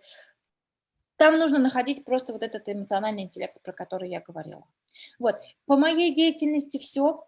Мне единственное, что вот, возможно, по Канаде у вас какие-то вопросы будут, вот англо-французские языки. Ну, дети у меня, получается, мультилингвы. Я сама тоже говорю на 6 языках с мужем. Пока у нас есть еще один язык, который не понимают дети. а все остальное они уже дохватили. Вот. То есть я не знаю, если чем-то могу быть помочь, я могу ответить. Пчеловоды из Канады? Нет, пчеловоды. Понятно. Ну, это шутка. Василий, конечно же, шутит. Да, спасибо. Очень интересно, Алиман. Да, то есть, в принципе, действительно, тот опыт колоссальный, это о чем вы говорите. Конечно, к сожалению, он далеко не копируемым в том плане, что ну, для татар, да, то есть, в принципе, даже в количественном плане в татар больше, да, чем других народов. Но сама идея, она правильная. То есть я с вами абсолютно согласен. Я вот вас перебью только, смотрите, ко мне 3-4 башкира обращались. Они говорят, Алима, собери нам группу для башкирской. Я говорю, господи, вы что? То есть и есть вот спрос. У меня было 2 мужчин удмурт, которые говорят, а у тебя есть учителя удмуртского? То есть есть спрос на самом деле, но то есть это можно делать. Это нужно делать, я знаю, то есть это немножко просто для других народов поменьше, то есть найти, допустим, на татарском языке профессора в Ельского университета чуть проще, чем найти на удмуртском языке или там, например, на эрзянском языке.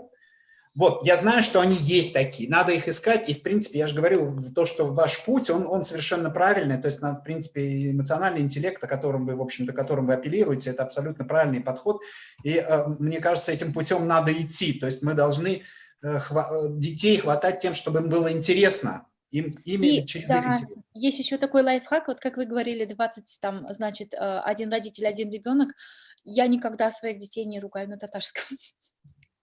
Для всех родителей. То есть любите своих детей. На каком языке вы их ругаете?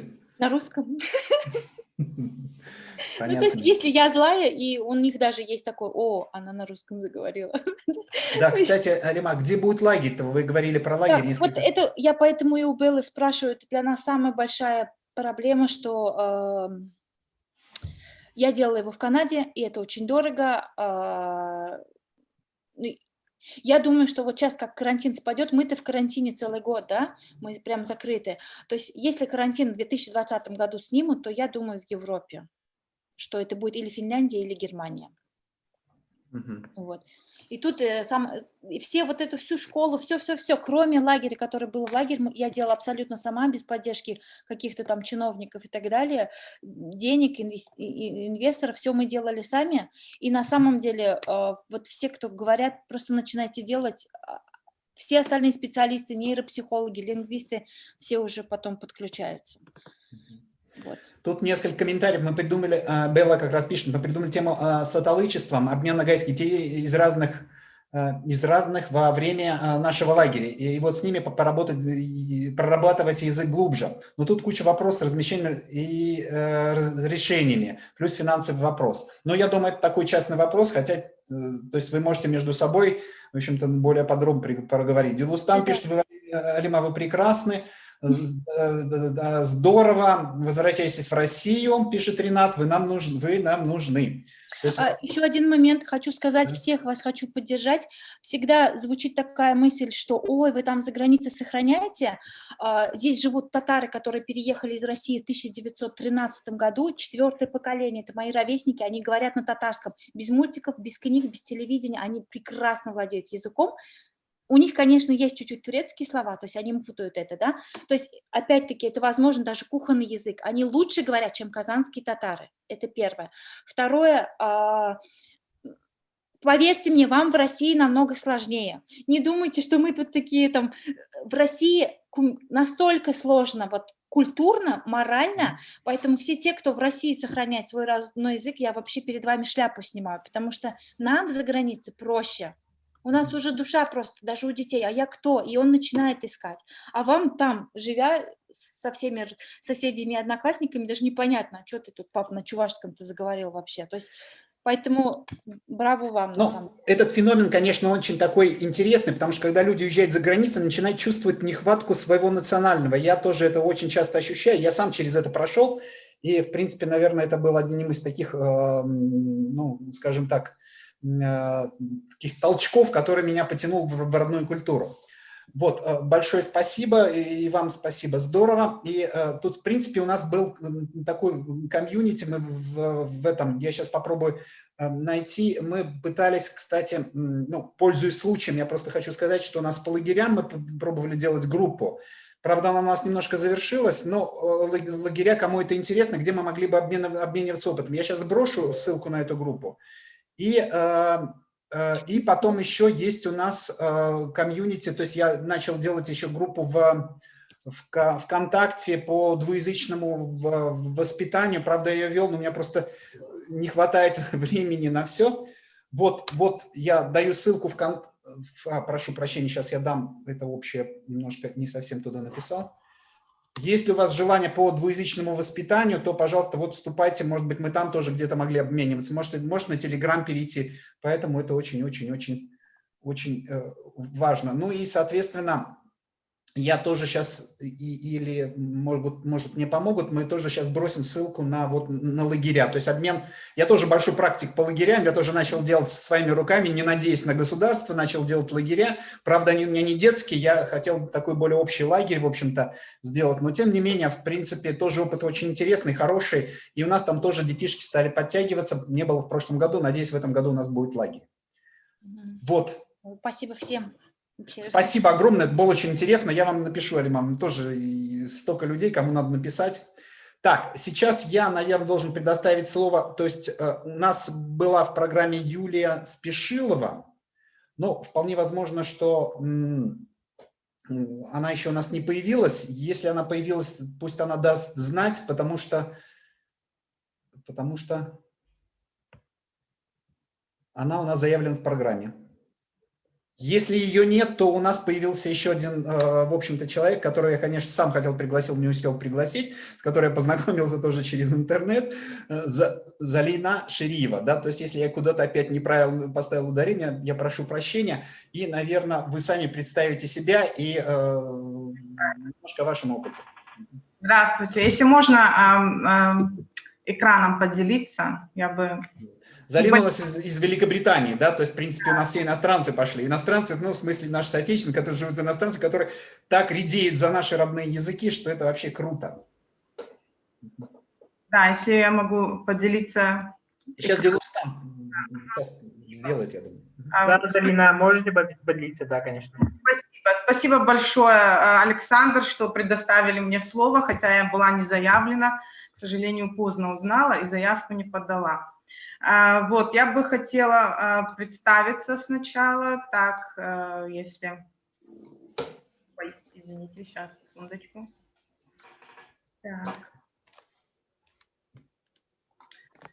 Так, видно мой скрин или нет?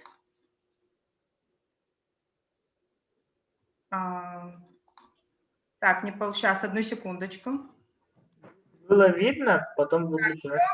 Идет, да, сейчас уже есть. Во-первых, поприветствую вас на своем родном языке. Это кабардино-черкесский язык. Меня зовут Залина Шириева, я черкешенка, родилась и выросла в городе Нальчик, Кабардино-Балкарская республика. Добро пожаловать, у нас Эльбрус, у нас курорт, у нас горнолыжные курорты, так что я надеюсь, вы найдете по душе деятельность у нас в республике. На данный момент я живу в Великобритании, город Челтенхэм. У меня 4-летний сын, и немножко я хотела поделиться просто опытом своим, как мы растим ребенка с 3 языками. Так, языковая картина семьи у нас такова, что папа у нас говорит только по-английски, я говорю на кабардино-черкесском языке, русском и английском, и язык среды, естественно, английский у нас. Ребенок, то есть у нас в окружении 3 языков в основном, и вот как мы распределяем языки. Я говорю практически везде, всегда и везде, где это приемлемо и уместно, естественно, на кабардино-черкесском языке. Мы занимаемся чтением книг, развивающие занятия на родном. Так, песенки. Извините, я очень быстро пыталась сделать презентацию, будут опечатки. Стишки, мультики.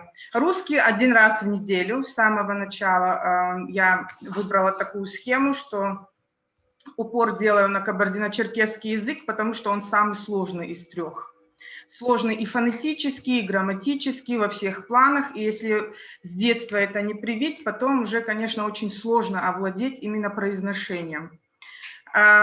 Русский язык, как я сказала, 1 раз в неделю я говорю с ним только на русском. Плюс 2 часа мы ходим в русскую школу. Также провожу развивающие такие занятия на русском.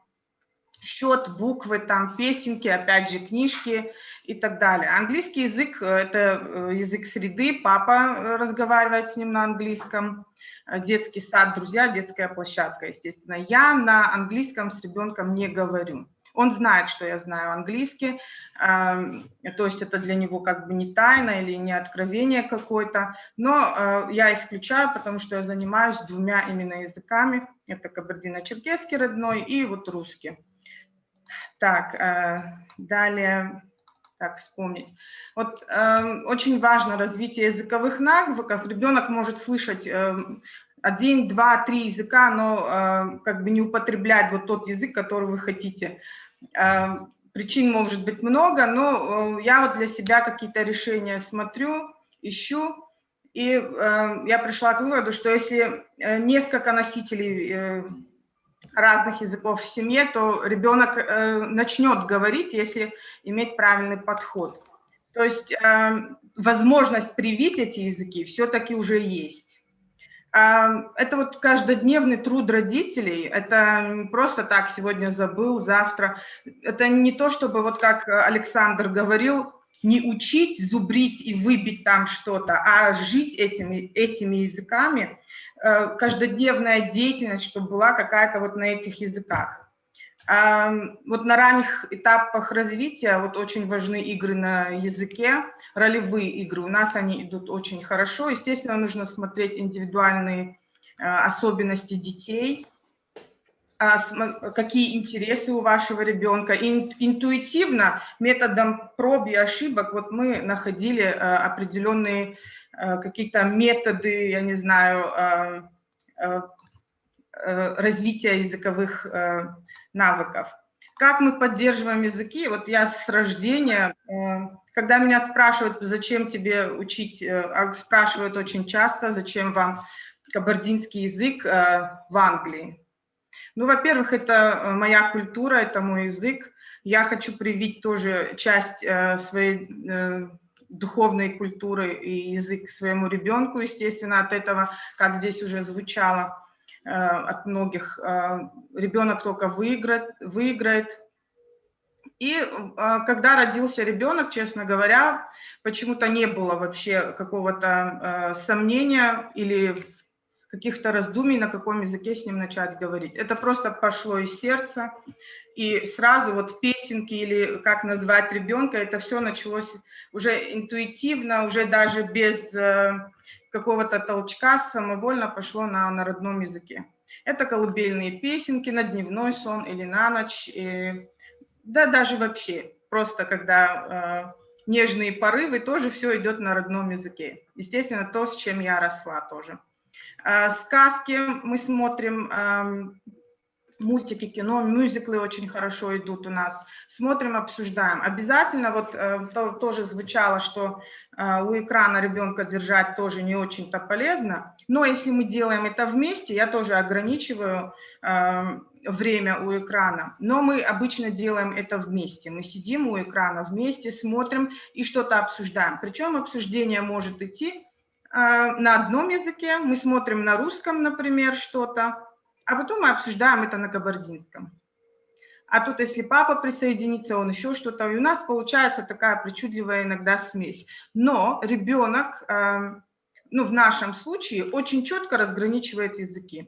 Вот у некоторых идет смешение, они мешают, но у нас получилось, что если он начинает говорить на русском, он закончит мысль на русском. Если он начал на кабардино-черкесском, он ее закончит, потом только будет переходить, если уже нужно. Да, вот все, что не делаем, мы обсуждаем. И это хорошо побуждает ребенка к разговору, вызывает его как бы на диалог. То есть нужно проявлять интерес к деятельности ребенка и совместной деятельности. Так, вот сказала тоже, что переводим на другой язык тоже иногда, потому что мультиков на кабардино-черкесском языке, к сожалению, не так много. Чуть позже я покажу небольшой проект, который есть в Инстаграме по этому поводу. Далее мы читаем книги. Книг на кабардино-черкесском языке для детей катастрофически мало. Если они вообще есть, то их не найти. Ну, я нашла выход из этой ситуации, что мы берем книжку на английском или на русском, более доступные, и мы просто смотрим картинки и придумываем на кабардино-черкесском языке, то есть в описательном порядке как бы. Здесь развивается и творческое воображение ребенка, и опять же языковые навыки. Если какое-то слово мы не знаем, мы его находим, повторяем несколько раз. Тут мне помогает во многом и мой опыт преподавания английского, что я как бы переношу вот те методики, которые есть в английском, переношу его на кабардино-черкесский или русский язык. Делаем вот этот дриллинг, повторение в разных тонах, тихо, тихо, тихо, громко. Вот это все делаем в веселой форме. Далее хотел бы чуть-чуть сбивчиво, извините, волнуюсь. Так, разные упражнения делаем дома. Вот не обязательно это вот ввести как урок. Я же говорю, это как жить этими языками. Идем на прогулку, например, или я готовлю, он рядом что-то играет, и мы давай звуки, жи-жи-жи-жу. Вот звуки, я как говорила, произношение в кабардино-черкесском очень сложное, достаточно сложное, особенно для тех, кто к нему не привык. И многие звуки не даются, конечно, с первого раза. Вот мы просто как бы немножко как бы дурачимся, играемся, вот и слово получилось, ка-ка-ка-ка, га-га-га и так далее. Много проводим времени в творчестве, опять же стараюсь находить слова, я сама кабардино-черкесский язык не знаю в достаточной степени, за что мне очень стыдно, очень жалею.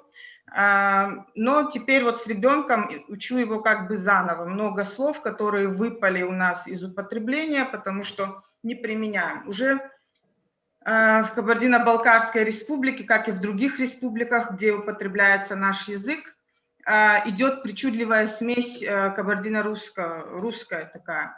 Многие слова, ландыш, там, ну вот такие слова уже мы просто заменяем, употребляем на русском, и получается вот такая вот и не русская, и не кабардинская речь. Вот. Также вот математику стараюсь. Говорят, что как читала, много литературы, конечно, читаю по поводу развития детей. Математика, логические задания, тоже вот это все пытаюсь переводить, как могу, на родной язык. И тоже вот это мы делаем.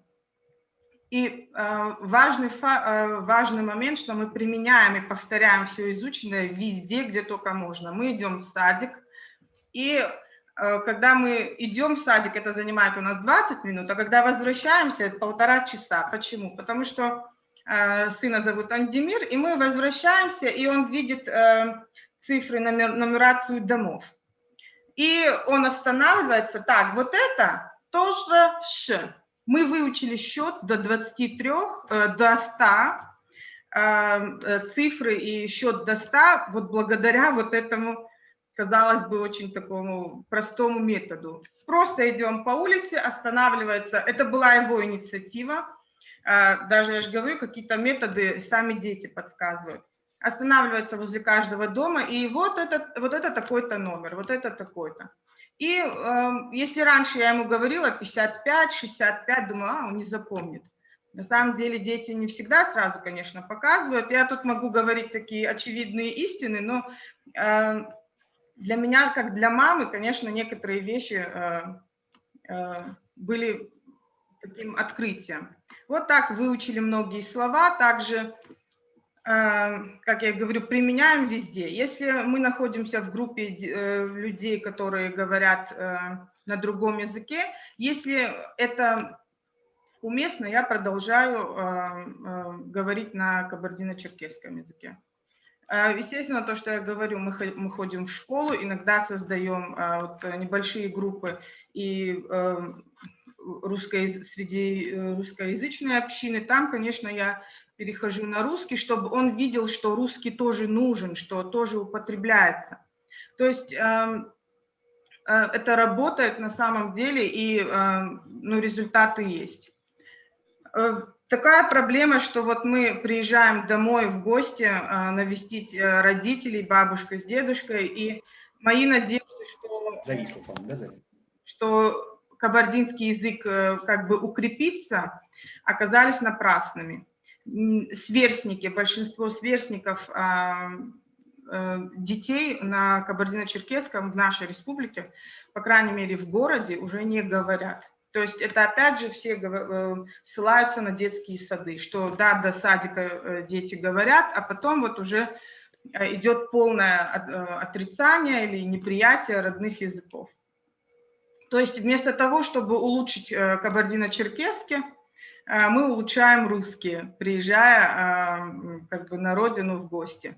И я это восприняла очень как бы болезненно и открыла создала страничку в Инстаграме. Если можно, я продемонстрирую. Видно, да, вот будет? Да, да. Так, я назвала страничку «Адыга мам», «Адыгская мама», «Черкесская мама», где я делюсь небольшими видео. Вот уже про вашу конференцию тоже, про нашу конференцию выставила небольшой отрывок, это выступление Шона, потому что очень вдохновил, воодушевил, как говорится, поразительный пример. Вот таким же примером стараюсь быть и я, показывая, что, живя за границей, имея мужа иностранца, можно все три языка гармонично развивать, можно на этих языках говорить. И здесь небольшие видео, где-то бывают какие-то фотографии или слова новые, которые я для себя, например, с ребенком открыла, и мы выучили. И небольшие ролики. Это задумка моя была в том, чтобы показывать родителям, что можно без репетиторов, главное вот самим проводить время с детьми и проводить качественное время, качественное я имею в виду именно вот общение, игра, и использовать родной язык. Потому что если дети не видят, что мы употребляем, они начинают говорить по-русски, мы переходим на русский, на язык, который общепринят. И вот это дает сигнал и детям, что вот, нам на самом деле родной-то и не нужен совсем, и дома он нам не нужен. Ну да, мы понимаем, что родители говорят, но не обязательно отвечать им на этом языке. Также мой супруг, вот если, сейчас, секундочку, вот покажу, пытается помочь мне в этом деле.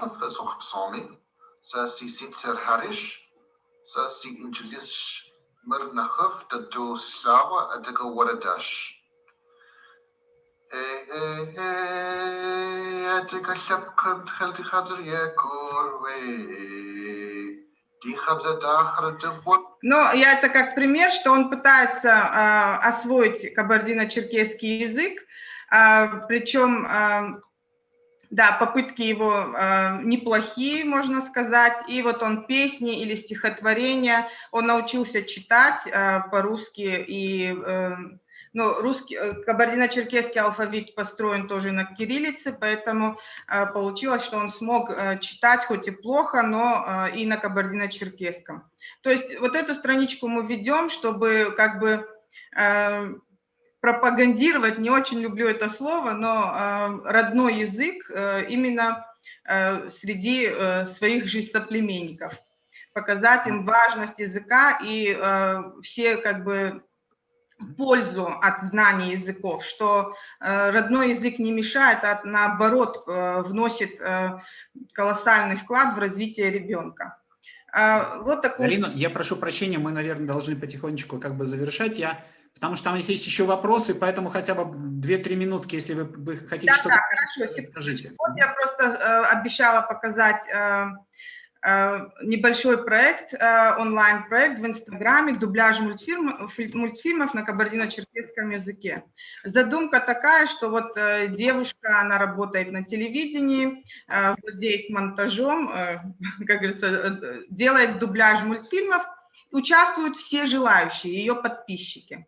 То есть она раздает роли, они переводят текст и раздают всем желающим. Потом это она все монтирует, и получается такой классный мультик с непрофессионалами, конечно, но от этого оно больше прелести как бы. Также есть и семейная озвучка, то есть можно всей семьей выбрать какой-то мультфильм и семьей его озвучить. То есть вот такие проекты небольшие очень помогают в привитии любви к языка, что интересно, как мы сказали, сейчас все у нас диджитал, все у нас онлайн много, и вот такой проект. Еще один проект с единомышленниками мы начали, это кабардино-черкесский язык в 21 веке, новые методы преподавания онлайн. Здесь мы собрались единомышленники, это со всего мира, потому что диаспора адыгов, черкесская диаспора огромная, во многих странах, в Турции около 6 миллионов.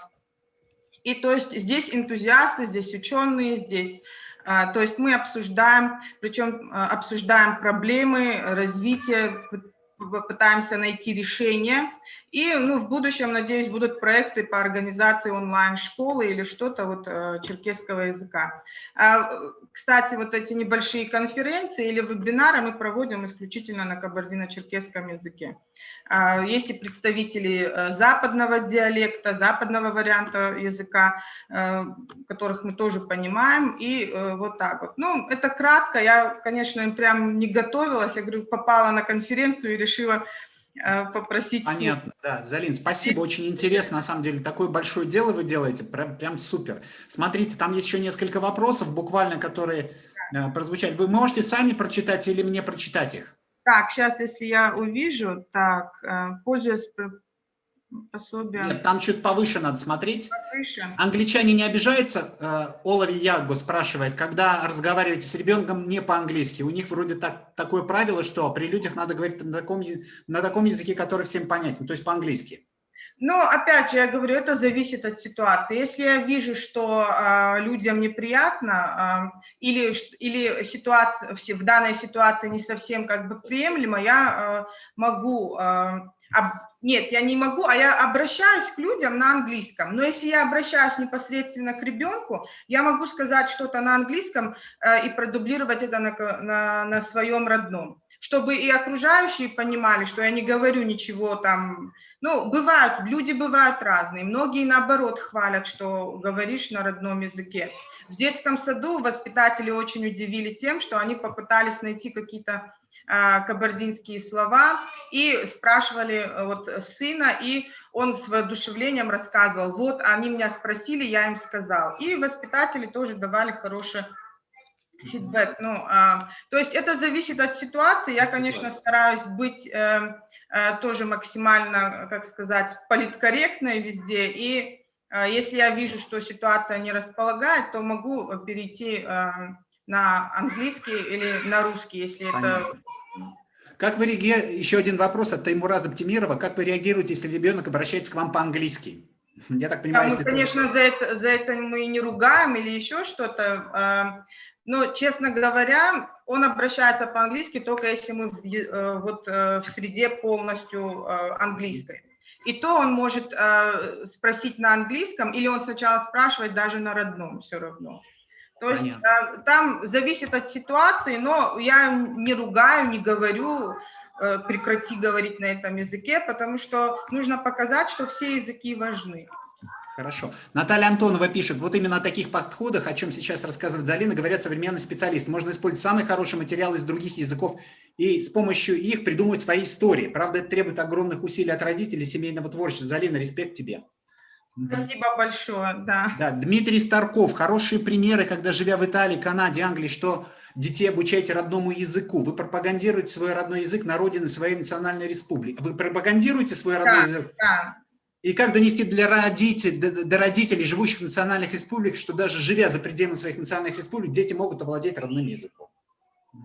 Ну, вопрос, конечно, сложный, но я стараюсь поддерживать связи здесь и с телевидением, и с газетами, с радио, и при первой возможности тоже, как говорится, единомышленники пытаются приглашать меня на интервью или вот, чтобы личным примером. И таких вот семей, которые живут за рубежом и прививают родной язык, достаточно много.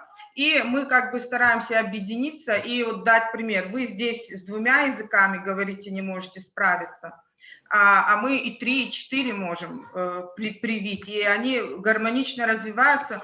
Да, часто слышишь: ой, бедный ребенок, загрузили вы его 3 языками, поэтому он долго говорить не будет, и так далее. 3. Ничего подобного. И, естественно, я говорю, если каких-то... Нет, ну дети разные, естественно, это нужно смотреть по индивидуальным особенностям. Бывает у кого-то задержка речевого развития или речевых навыков, но не всегда это происходит из-за языка, из-за того, что 3 или 4 языка. Поэтому билингвизм – это важно, билингвизм, полилингвизм – это многоязычие. Это круто. Это важно, это круто, это профилактика многих болезней к старости. То есть пользы уйма, но об этом вот уже ранее говорилось, об этом надо говорить, это нужно доносить до родителей. И не стоит надеяться на репетиторов как решение вот проблем и так далее.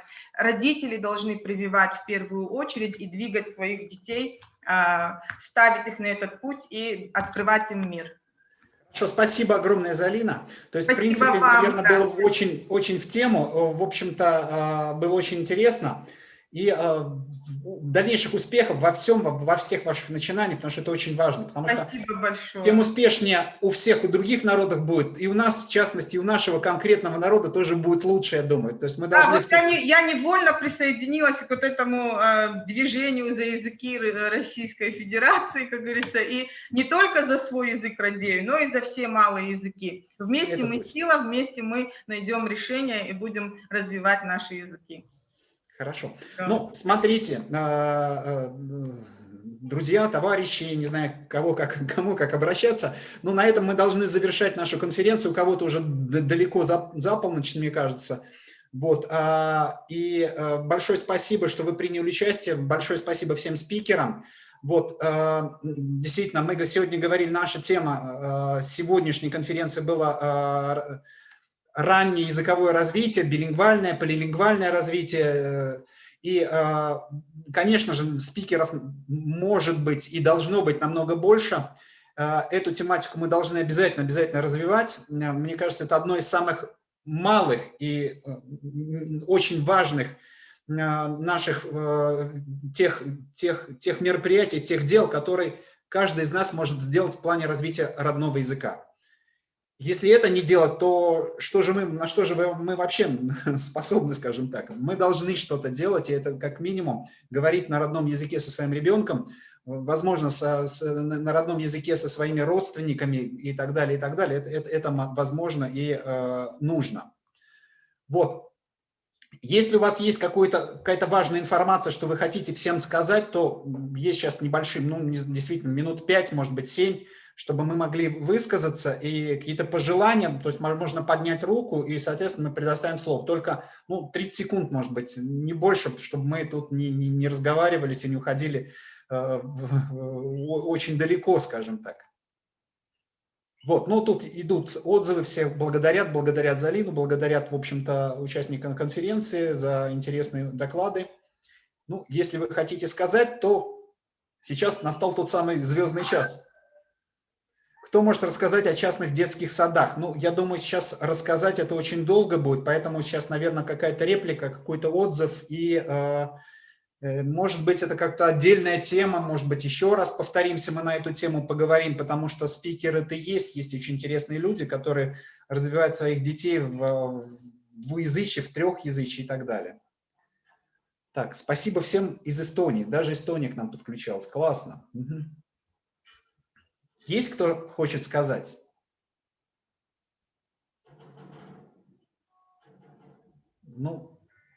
Если есть, то поднимите руки, я вам помогу.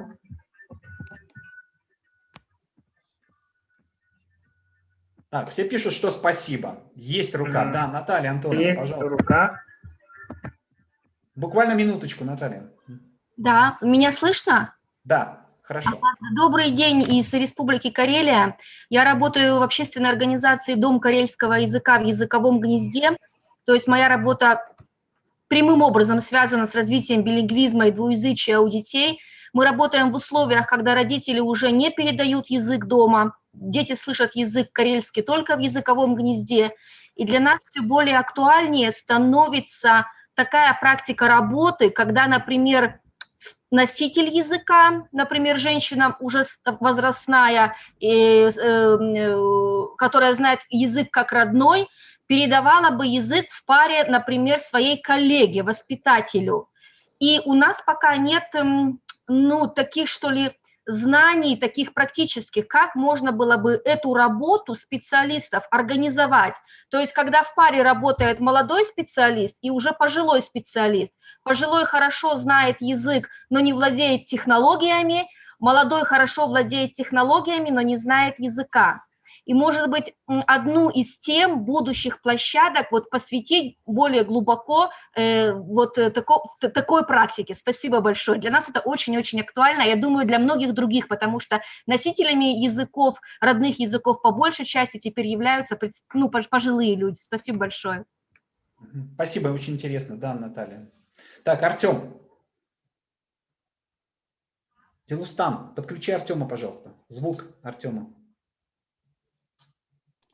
Да, спасибо. На самом деле, это замечательно, что мы собрались и поговорили, но, как всегда, возникает вопрос, чтобы мы что-то оставили еще и по итогам, чтобы потом этим могли воспользоваться другие люди. Да? Я не знаю, насколько это возможно, но было бы очень хорошо, если бы сделать какую-нибудь, может быть, брошюрку с опытом разных людей, может быть, какие-то короткие, я не знаю, не статьи, а какие-то как заметки, да, и которая была бы в открытом доступе в интернете, потому что проблема давления больших языков, она, в общем, актуальна для очень многих родителей. И очень многие просто сдаются, они не знают, что делать, да, как в этой ситуации быть. Если мы пособираем этот опыт, и не обязательно где-то издадим даже печатным экземпляром, да, но вот хотя бы, чтобы он где-то был доступен онлайн, мне кажется, очень многим людям это могло помочь. Да, спасибо, очень здорово. Угу. Ну, давайте общаться. Нам надо как-то активнее общаться. Если у нас есть форумы, и, может быть, в Телеграме лучше создать, чем ВКонтакте, да, то есть нам нужно обмениваться этими идеями и что-то делать, потому что доводить до сознания родителей важность билингвального воспитания, полилингвального воспитания, это, в общем-то, тут... Она универсальна, она не только, там, допустим, национальна, она действительно универсальна. Поэтому давайте искать точки соприкосновения. На нашей платформе, да, «За языки России», и, ну, не только, не обязательно, да, то есть можно... Главное, чтобы было дело. Главное, чтобы было дело. Спасибо. Еще кто-то скажет? Наверное, все. Еще раз всего вам доброго. Дальнейших успехов в наших непростых, в общем-то, мероприятиях, делах. Ну и надеюсь, мы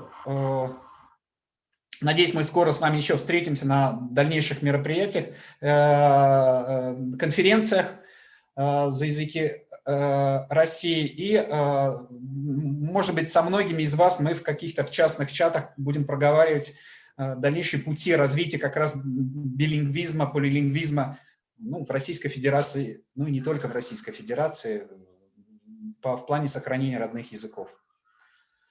Ну все, на этом спасибо и до следующих встреч.